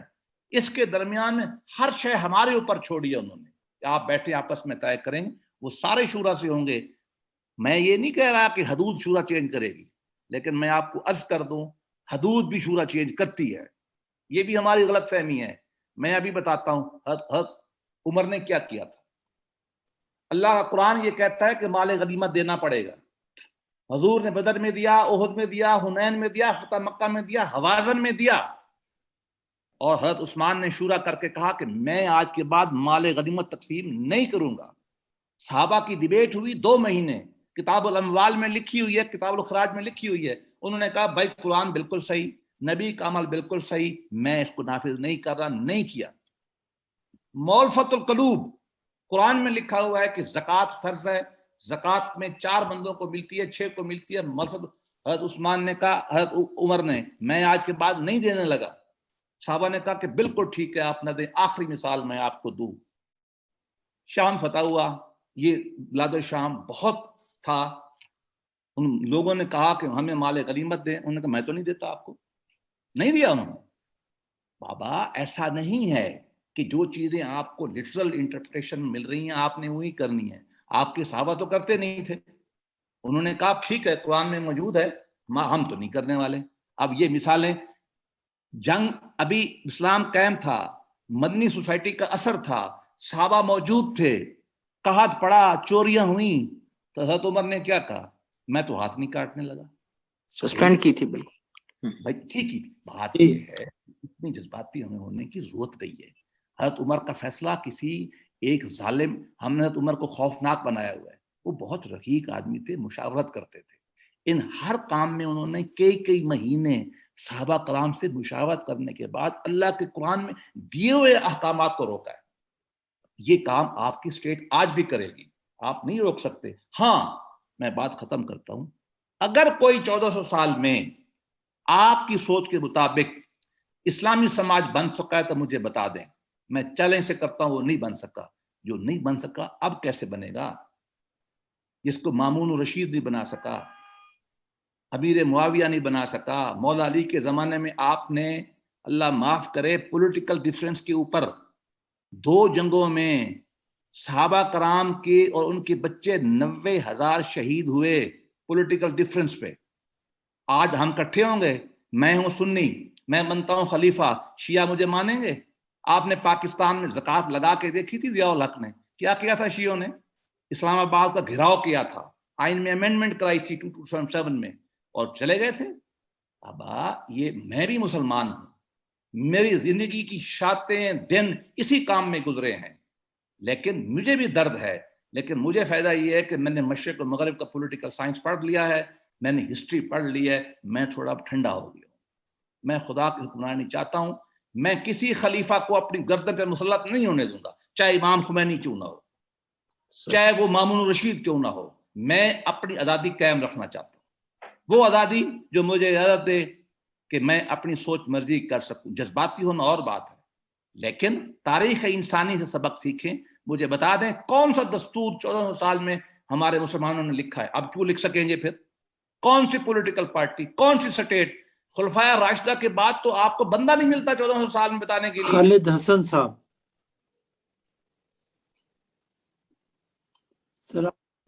خالد حسن صاحب کچھ کہنا چاہیں گے؟ جی السلام علیکم. السلام. مجھے آپ میں جو ہے نا لیکچر بہت ہی علمی تھا, بہت سی نئی چیزیں سننے کو ملی اور مطلب سیکھنے کو بھی ملی, لیکن اوور آل اس سے جو ہے نا میں سمجھتا ہوں کہ ایک مایوسی کا شکار ہوتے ہیں ہم لوگ, کہ جیسے ایسی صورتحال ہے جو کہ تاریخ میں بھی اور ابھی بھی جس کی اصلاح ناممکن ہے. اس کے قطع نظر جو جیسے کوئی ٹرمینالوجی, کیونکہ میرا تعلق ایئر فورس سے ہے, فورسز سے, میں ایک ٹرمینالوجی یوز ہوتی ہے کہ ورسٹ کیس سیناریو. کہ ورسٹ کیس سیناریو جو ہے نا کہ وار پلان کے اندر تو بنائی جاتی ہے کہ اگر جو ہے نا دشمن اس طرح کا حملہ کر دے کہ آپ کے پانی کی سٹوریج, خوراک, میڈیسن بے تاشا جو ہے نا کیجویلٹیز ہو جائیں, تو پھر آپ کیا کریں گے؟ یعنی جب آپ کچھ بھی نہ کر سکتے قابل پوزیشن میں ہو تو پھر آپ کیا کریں گے؟ تو میری جو ہے نا درخواست ہے فاضل مقرر سے کہ یہ اس کی روشنی میں موجودہ حالات کو سکتے پوری تاریخ کو سامنے رکھتے ہوئے جو موجودہ دور میں 1 2 3 4 ایسے سٹیپس جو کہ نا یہ نہیں کہ ایک دم ہوں گے, یہ ایک دن میں, یہ سال میں, بے شک جو 5 سالوں 10 سالوں 50 سال میں جو کہ ہو سکتے ہو, ان کے نظریے اگر کوئی ایسے ہیں تو وہ پرائم مہربانی ذرا اسے جانا میں آگاہ فرمائیں. جزاک اللہ. جزاک اللہ, ماشاء اللہ. میرے بھائی پہلی بات تو یہ ہے, اگر میرے تجزیے میں 100% غلط ہو سکتا ہوں. اگر 1400 سال میں وہ آئیڈیل پولیٹیکل سسٹم نہیں بن سکا 1300 سال میں جو ہم بنانا چاہتے ہیں, اور اگر آپ اسی طرح چلتے رہیں گے تو یہی پھر رہے گا. یہ پیسیمزم ہے, یہ ڈیفیٹزم ہے. میں یہ بات نہیں کر رہا, میں آپ سے کہہ رہا ہوں کہ ہم نے ہوم ورک نہیں کیا, ہمیں کرنا چاہیے, آج کر لیں. اور غلط یا صحیح میں ایک رائے دے رہا ہوں, آپ سیکنڈری رائے رکھ لیں. لیکن اگر آپ وہی کچھ کرتے رہیں گے ہم لوگ جو پہلے ہوتا رہا, تو پھر یہی کچھ ہوگا. میں تو کہہ رہا ہوں آپ اس کو روش کو بدلیں, چینج کریں اور زمانے کو اپنے ہاتھ میں پکڑیں, تب یہ بہتری, یہ آپٹیمزم ہے, یہ پیسیمزم نہیں ہے. اب آ جائیں سٹیپس کیا کہتے ہیں. فلسافیکل گفتگو میں وقت کم میں عام طور پہ پریکٹیکل سٹیپس کیے نہیں جاتے, لیکن چونکہ اب سوال آ گیا تو میں بتا دیتا ہوں. نمبر 1, اگر آپ نے پولیٹیکل کام کرنا ہے تو آپ سب سے پہلے تو مجھے یا امت کو بتائیے اسلامک پولیٹیکل سسٹم ہوتا یہ ہے. لکھیں اس پہ 100 کتاب 1000 کتاب, اس کو واضح کریں. یہ پتہ تو ہو ہم نے چاہنا کیا ہے, ہم خواب دیکھ رہے ہیں, وہ خواب ہے کیا, اس کے خد و خال کیا ہوں گے, اس میں سٹرکچر سٹیٹ کیا ہوگا. پاکستان جب بن رہا تھا علامہ اقبال کو بڑی فکر تھی, انہوں نے بلایا علامہ محمد اسد لیوپولڈ ویس کو, ان کو کہا کہ یار پاکستان تو بن رہا ہے اسلام کے نام پر, اسلامک اسٹیٹ کا ڈھانچہ ہی ہمارے پاس نہیں ہے, تو مہربانی کرو. انہوں نے محنت کی, اپنے حساب سے کتاب لکھ ڈالی, principle of state and government in Islam. 2-4 لوگوں نے اور بھی کوشش کی. اسلام مولانا مودودی نے لکھ دی, اسلامک سیاست, موٹی سی کتاب ہے. عہد حاضر میں اس کے علاوہ میں نے کوئی کتاب نہیں دیکھی. مناظر حسن گیلانی کی چلو دیکھ لیں, وہ خالص پرانی سی کتاب, چلو مان لیتا ہوں. اس کے مقابلے میں ویسٹرن یونیورسٹیوں میں پولیٹیکل تھاٹ پہ ہر سال نئی کتابیں آتی ہیں. آپ تو ہمیں اسلامک ادب کا ہمیں معلوم. نمبر 2, آپ کو وہ گروپ بنانے پڑیں گے کریٹو مائنارٹی والے جو اس نظریے کو لیں اور لوگوں کو کنونس کریں, اپنے ساتھ ملائیں. پارٹی بنانا چاہتے ہیں, سوشل میڈیا استعمال کرنا چاہتے ہیں, کتابیں لکھنا چاہتے ہیں, ان کو ایک گروپ بنانا پڑے گا اپنے ساتھ لے کر, تاکہ وہ لوگوں کو سمجھائیں کہ ہم نے یہ کام کرنا ہے. وہ اگر پولیٹیکل سٹرگل کرنا چاہتے ہیں تو بسم اللہ کریں, जमात इस्लामी भी कर रही है, JUI भी इस्लाम के नाम पे कर रही है, अखवान मुस्लिमीन ने भी किया है। और हम लंदन में पढ़ते थे तो खिलाफा वाले वो होते थे, तकफीर वाले वो जो थे हिज़्बुत तहरीर, वो भी कर रहे थे। खवारिज ने भी किया है पहले दिन से, और भी बड़ी हमारी पार्टी में तालिबान भी रहे, ये उलमा सऊद ने भी की और उलमा ईरान ने भी की। खुमैनी गैर मामूली आदमी है, कोई आम आदमी नहीं था, उसने भी की। एक अपना ग्रुप बनाएं, उसको ले आए। तीसरा, आपको अपना पॉलिटिकल थॉट इस तरह बनाना पड़ेगा जो प्लूरलिस्टिक हो और अहद हाजिर में चल सके। आप जज्बाती तौर पे तो कह देंगे, लेकिन दुनिया ने आपकी गद्दर मरोड़ देनी है। आप इंडिविजुअल दुनिया में नहीं रह सकते। आगे चलें, जब तक आपकी इकोनॉमी, आपका पॉलिटिकल स्ट्रक्चर इतना स्ट्रांग नहीं है कि वो अपने पांव पे खड़ा हो सके, आपकी कोई आइडियोलॉजी भी एक सस्टेनेबल गवर्नमेंट नहीं बना सकेगी। खानकाहें Yes. मस्जिदें आबाद कर देंगी, खानकाहें मस्जिदें आबाद हो जाएंगी, आप नहीं हो सकते। इकानमी कैसे आपकी खड़ी होगी? जब आपने, अब मैं एक सख्त बात करने लगा हूं, जब आपकी पूरी इस्लामिक फिक्र इस बात पे खड़ी है कि आखिरत ठीक हो, और दुनिया कुत्ती है, दुनिया के चाहने वाले कुत्ते हैं। हजूर ने पक्का मकान देख के गिरवा दिया था, हजूर जमीन पे बैठते थे। इलाज हमने तिब्बे नबी में हिकमत का करना है, अस्पताल हमारे नहीं होने चाहिए। टीवी फाशी फैलाता है, टीवी नहीं होना चाहिए। साइंस तो यहूदियों का आलाकार है, हमें नहीं करनी। तो आप इकान में खाक ठीक करेंगे? आपको ये माइंडसेट बदलना पड़ेगा। रब्बाना आतिना पहले है, फिर दुनिया बाद में है, ये इस पर गौर करना। वाहिद मस्जिद दुनिया की मैंने देखी है कोलालमपुर में, पुत्रजाया में, जिसमें कुरान की आयत लिखी हुई है, वइज़ा कुरियतुस सलातु फंतशरू फिल अर्ज़ वब्तगू मिन फज़लिल्लाह। नमाज पढ़ के निकलो इधर से। फंतशरू अमर का सीगा है, डिस्पर्स फ्रॉम हेयर, एंड जाओ अल्लाह का रिज्क और माल इकट्ठा करो, बिजनेस चलाओ। कुरान तो ये कहता है, हम कहते हैं जुम्मे को छुट्टी करो जी। भाई आपको ये माइंडसेट जब नहीं बदलेगा ना, अच्छा इकानमी कैसे ठीक होगी? इकानमी तब ठीक होगी जब आप साइंटिफिक बेसिस बनाएंगे साइंस की, उसके बगैर इकानमी ठीक नहीं हो सकती। तो साइंस से तो हमने रवैया मनफी कर लिया अपना। साइंस दुनिया की हमने डेवलप की, आई ईरान और यूनान से, इंडिया से हमने डेवलप की, दुनिया को दी, कंट्रीब्यूट किया, पहुंचाया, वेस्टर्न ट्रांसमिशन हुई, पूरा एक मौजू है। हमारे पास इल्म ही नहीं है। आप मुझे बताइए, यहूदी ठीक है, यहूदियों को मिलते हैं, 2% से कम दुनिया में यहूदियों की आबादी है, 150 नोबेल प्राइज उनके पास है साइंस में। ठीक, हम हैं दुनिया का 20%, हमारे पास साइंस में 2-3 नोबेल प्राइज हैं टोटल मुस्लिम दुनिया के। पाकिस्तानी को हम मुसलमान नहीं मानते, गुलाम, उसको क्या नाम था वो, डॉक्टर सलाम साहब, वो एक था, वो जिब्रील है इजिप्शियन, वो कैलिफोर्निया में जमा पला है, और एक आंसर मिला है, क्या नाम है, तर्किश। भाई ये आपके नोबेल प्राइज है। आप इसका जवाब एक तो दे सकते हैं, यहूदी हमें देते नहीं है, मान लेता हूँ नहीं देते, और भाई कुछ वैसे कर लो। आप मुझे बताइए, आपने इब्ने सीना ज़ोहरावी के बाद कौन सा साइंसदान पैदा किया? आप मुझे बताइए, पॉलिटिकल साइंस में आपने कोई बंदा पैदा किया? देखिए अदब से कहता हूँ, इकोनॉमिक्स में दुनिया बदल गई है, बदल गई है। समुएलसन की किताब हम टेक्स्ट बुक पढ़ाते हैं एफए में।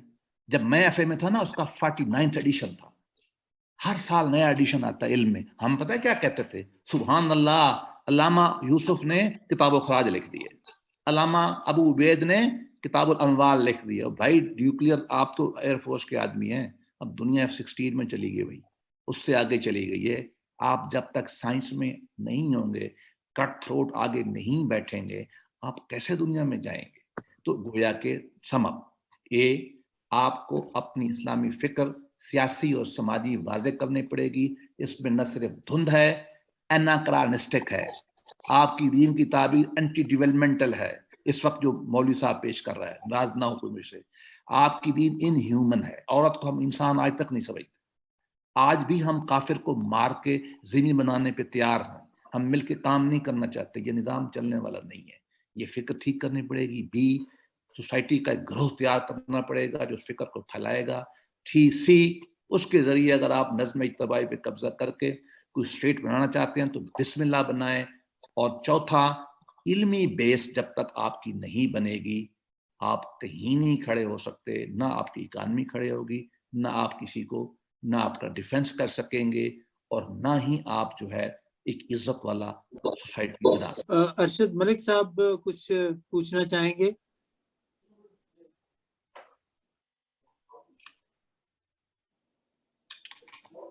السلام علیکم. ہیلو صاحب. السلام میرے بھائی.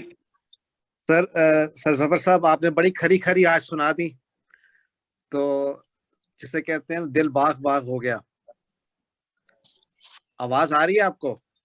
جی میں ارشد ملک صاحب آپ کا نام لکھا آ رہا ہے, آواز آ رہی ہے, آپ کی شکل مبارک نظر نہیں آ رہی. اچھا شکل مبارک کہاں سے آتی ہے اس کو بھی دیکھ لیتے ہیں. ہاں اب آ رہی ہے, اب آ رہی ہے, اب آپ کی مسکراہٹ آ رہی. جی اصل میں نے کہا ظفر بھائی آج آپ نے ہمیں کھری کھری سنا دی ہیں, جسے کہتے ہیں نا کہ شوق آپ نے پورے کر لیں ہم. تو میں اس کے علاوہ سر میں اس کے علاوہ کیا کہہ سکتا ہوں کہ I agree with you internally. میں بھی اسٹرگل سے گزر رہا ہوں, ناٹ ٹو دی ایکسٹینٹ جو آپ نے ایکسپیرئنس بتائے اور جو آپ کی اسٹڈی ہے, وی کینٹ میچ دیٹ. لیکن جو کچھ بھی ہم کلیکٹیولی سوچ رہے ہیں, obviously ہسٹری یہ بتاتی ہے کہ we can not get that ideal state جس کا ہم آج تک تصور میں لے کے رکھتے ہیں. ٹھیک ہے, لیکن سم ہاؤ ایک امید کی کرن یہ ہے, اور جو ہمارا عقیدہ ہے کہ اللہ ہیز اے گرینڈ پلان. ہاں جی, Allah's grand plan is in place. Obviously we are responsible for our individual deeds and there's a lot that we can do. مطلب وہ ساری زندگی بھی ہم کرتے رہیں جو آپ نے بات کی کہ اپنے ارد گرد کے ماحول کو ہی ٹھیک کرتے رہیں تو ہماری زندگی گزر جائے گی. تو آپ کا کیا خیال ہے, کیا اللہ کو نظر نہیں آ رہا ہے سب کچھ جو ہو رہا ہے؟ Does he not know our intentions, our efforts? سو ایک تو ہے کہ نام مایوسی جو ہے نا, سوری مایوسی تو نہیں ہونی چاہیے. جس طرح ایک بھائی نے کہا کہ مایوسی فیل ہوتی ہے, ہم یہ فیل کریں کہ ہم اس آزمائش سے گزر رہے ہیں جیسے پچھلی امتیں گزری. ان سرکمسٹانسز میں واٹ کین وی ڈو؟ تو مجھے یہ یاد آتا ہے میں نے ایک اشتہار دیکھا تھا, تو it's kind of relevant to this discussion, کہ ایک سمندر پہ بہت زیادہ پولوٹیڈ سا انوائرمنٹ تھا, وہاں پہ طرح طرح کے ڈبے اور پولیتھین کے بیگز اور گند بھرا ہوا تھا. انہوں نے دکھایا ویڈیو پہ, from one and two the other and it was full of filth. تو بتانا وہی چاہتے اس کو کون صاف کرے گا. And then a lady comes into the scene, she picks up one bottle and the saying goes, I've done my part, اور ایڈ ختم ہو گیا. تو میں یہ کہوں گا کہ اگر ہر شخص ہم میں سے if we can do our part, تو maybe that's all that Allah is looking for us, from us. میں عرض کروں, جی بتائیے سر. دیکھیے مایوسی تو ہمیں منع کر دی گئی ہے. قرآن مجید میں ارشاد ہے وہ لوگوں جنہوں نے اپنے کو ظلم کیا ہے اللہ کی رحمت سے مایوس نہ ہو. تو ہم تو مایوسی ہو نہیں سکتی, چاہے ہم گناہ گار برے کیوں نہ, مایوسی نہیں کرنی. میرا نقطہ نظر یہ نہیں ہے کہ مایوسی, نقطہ نظر یہ ہے کہ ہم جو کوششیں کرتے جا رہے ہیں نا ان کا فائدہ کوئی نہیں ہوا. میں نے توجہ یہ دلائی ہے کہ بہتر میری جو میں غلط جیسا ہی سمجھاؤں نئے طریقے سے کوشش کریں, میں یہ کہتا ہوں. تو یہ جس آزمائش میں آپ پڑھیں بہتر ہو جائیں گے. خدا کا اپنا جو نظام ہے نا وہ آزمائش کے اوپر ہے, یہ بالکل آپ کی بات صحیح ہے. ہمارے ذمے یہ نہیں ہے کہ ہم نے نتائج پیدا کر کے خدا کو دکھا کے اسلامی ریاست بنا لینی. ہمارا ہے اللہم اہدنا الصراط المستقیم, ہمیں سیدھے راستے پہ چلا. یہ نہیں کہا مجھے سیدھی منزل پہ پہنچا, ہم نے کوشش کرنا. اور کوشش انڈیویجول بھی کرنا ہے, سوسائٹی کے لیول پہ بھی کرنا ہے, اجتماعی بھی کرنی ہے. میں تو اس بات کا حامی ہوں کہ آپ کوشش کریں.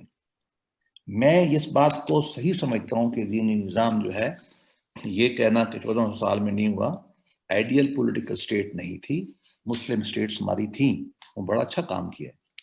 لیکن کمال کی بات یہ ہے کہ وہ جو ہمارا گولڈن پیریڈ ہے اسپین کا یا بغداد کا, جو کچھ اس میں ہو رہا تھا اس کو ہم اسلامی نہیں سمجھ رہے, اس پولیٹیکل اسٹرکچر کو ہم اسلامی نہیں سمجھتے. وہاں جو سوشل سوسائٹی چل رہی تھی ہم اس کو اسلامی نہیں سمجھتے, اور ادھر ہم کہتے ہیں ہمارا گولڈن پیریڈ بھی تھا. میں کہنا کیا چاہتا ہوں, میں یہ کہنا چاہتا ہوں کہ ہم ٹھنڈے دل سے دیکھیں کہ کیا اسلام وہی چاہتا ہے جس کو ہم اسلام سمجھے بیٹھے ہیں. یا اسلام کوئی اور چیز چاہتا ہے ہم سے؟ دوسری بات میں نے یہ کی، ایک کہ ہم اپنی کوششیں ایک طرح سے کر چکے ہیں نظم اجتماعی میں لانے والی، وہ کامیاب نہیں ہوئی ہیں، آپ انڈیویجول کوشش بھی کر کے دیکھیں۔ بھی میں یہ ریکویسٹ کی ہے کہ 1400 سال کی تاریخ میں قرآن حدیث کی روشنی میں آپ دیکھیں کہ کیا ہمیں سسٹم چاہیے، کیا ہم غلط تو نہیں، کہ مت تو نہیں بنا رہے، کیا ہم خواب میں تو نہیں رہتے، کیا ہم ان ریئل باتیں تو نہیں کرتے، وہ یہ کام کر لے۔ اور تیسری بات، ہم میں سے ہر آدمی ذات میں اور اجتماع میں بھی، میں نے منع نہیں کیا ہے، میں خود اجتماعی ذہن کا آدمی ہوں، میں نے جوانی بھی سیاسی طریقوں میں گزاری ہے، مذہبی طریقوں میں گزاری ہے، ابھی بھی میں منسلک ہوں، میں اس کے بالکل خلاف نہیں ہوں اگر کسی نے یہ رزلٹ لیا ہے کہ اجتماعی کوشش نہیں ہونی چاہیے، لیکن پرائرٹیز جو ہے نا، اجتماعی کوشش بھی تب کامیاب ہوتی ہے جب کوششوں کرنے والے بندے ہوں گے آپ کے پاس۔ میں سادہ لفظوں میں کہتا ہوں، نٹ شیل میں، آج میں آپ کو پاکستان کا وزیر اعظم بنا دیتا ہوں اور میں کہتا ہوں یہ لو، اوپر خدا ہے نیچے آپ ہیں، اب اس کو اس اسلامی نظام کے حساب سے بنائیے کہ جو اسلامی نظام آپ چاہتے ہیں۔ اچھا، تو ارشد ملک صاحب، میں آپ کو نا ایک تلخ سی مثال دینا چاہتا ہوں۔ آج میں آپ کو اپنے حکم سے خواب دیکھتا ہوں اور میں آپ کو آج پاکستان کا وزیر اعظم بنا دیتا ہوں، اور آپ کو کہا جاتا ہے آئیے وہ اسلام نافذ کریں جو آپ چاہتے ہیں۔ آج رات جا کے سوچئے گا اس پہ، میں آپ کو ابھی بتا دیتا ہوں آپ کو مسائل کیا درپیش آئیں گے۔ پہلا مسئلہ درپیش آئے گا کون سا اسلام؟ میں وقت مزید نہیں لیتا، یہ سوال ہے کون سا اسلام۔ دوسرا سوال پیدا ہوگا کون سے بندوں سے لگواؤں؟ 35 وزیر نہیں ملیں گے آپ کو، 35 سیکٹری اللہ کے فضل سے نہیں ملیں، آپ کو اسٹیٹ بینک کا گورنر نہیں ملے گا، ٹھیک ہے، آپ کو نیشنل بینک کا گورنر نہیں ملے گا۔ یعنی اسلامی ذہن کو لوگوں کو لگائیں گے، ان کو پتہ نہیں ہوگا اسلامی معیشت ہوتی کیا ہے۔ آگے چلیں، آپ مرضی سے امر بالنہی وہ کرنا شروع کر دیتے ہیں سوسائٹی کے اندر، کیا سوسائٹی آپ کی وہ بات قبول کرے گی یا آپ کے خلاف بغاوت کرے گی؟ یہ آپ گھر جا کے سوچئے گا، بس میں اتنا کہہ سکتا ہوں۔ تھینک یو ظفر بھائی، ٹائم لمیٹڈ ہے but I will perhaps contact you individually. میرے پاس کچھ اس کا کچھ ہے، چلیں میں نٹ شیل میں کہنا یہ چاہتا ہوں کہ یس دیر از اے وے، اور وہ اگر ہم سوچ اپنی یہ بنا لیں کہ جو بھی مختلف ہمارے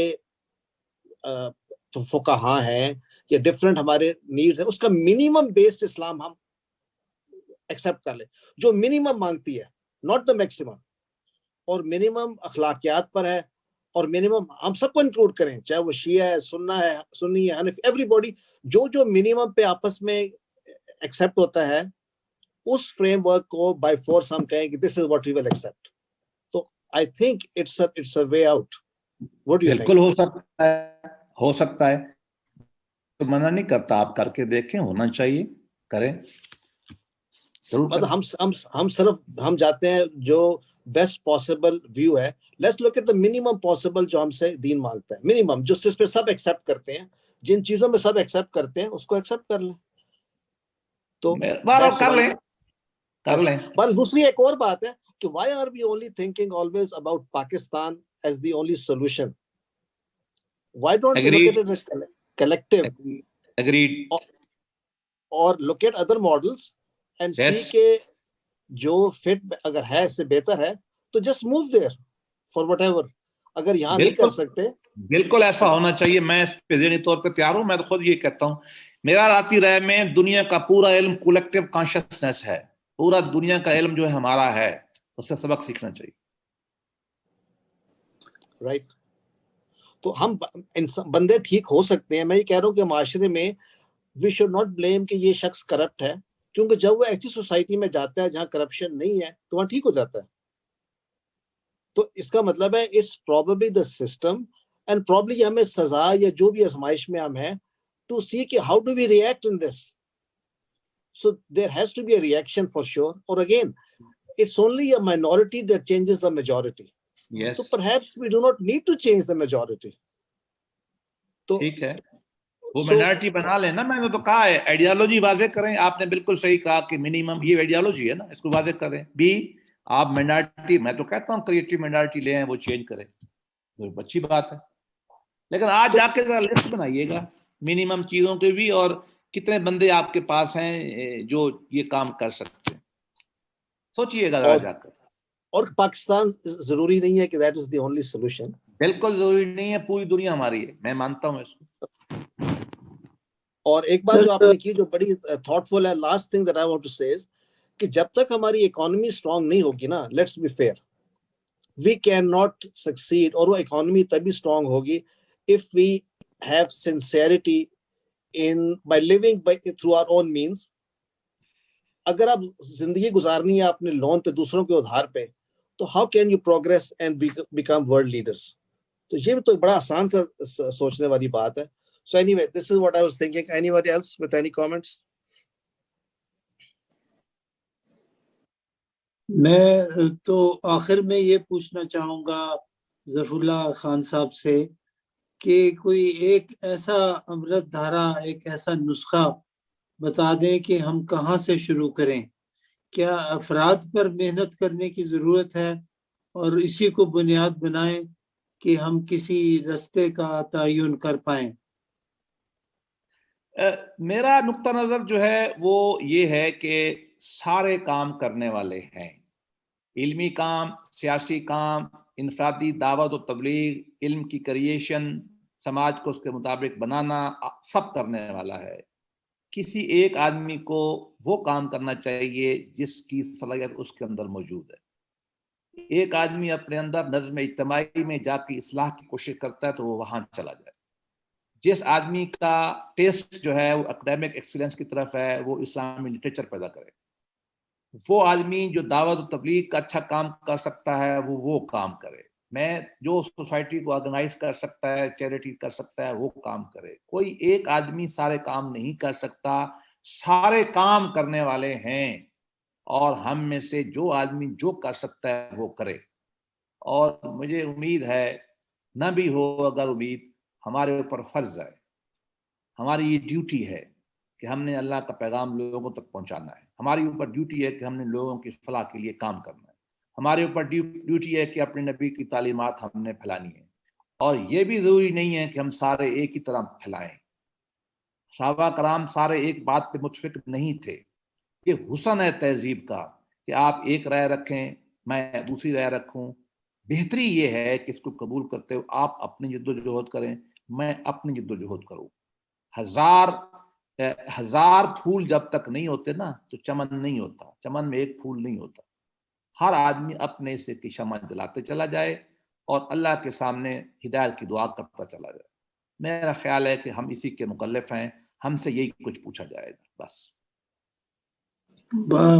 ماشاء اللہ، آپ نے جو اختتام کیا کہ 1000 پھول ہوں گے تو چمن بنے گا، تو اس سے تو میں یہ سبق سمجھ پایا ہوں کہ ہمیں ہر میدان میں بیک وقت کام کرنا ہوگا. بالکل ایسا ہی ہے. اور انشاءاللہ آپ کی نئی شائع شدہ اجتہاد کی کتاب پڑھنے کے بعد ہم آپ کو پھر تکلیف دیں گے کہ آپ آئیں اور ہمارے ساتھ ایک اور معانقہ کریں اور کھلم کھلا کریں. انشاءاللہ وہ عنقریب ہوگا اور آپ کی اویلیبلٹی ہوگا. ہم آپ کے بہت بہت مشکور ہیں کہ آپ نے تقریباً 2 گھنٹے کا وقت دیا اپنی مصروفیت میں سے نکال کے. آپ کی تشریف آوری کا بہت بہت شکریہ.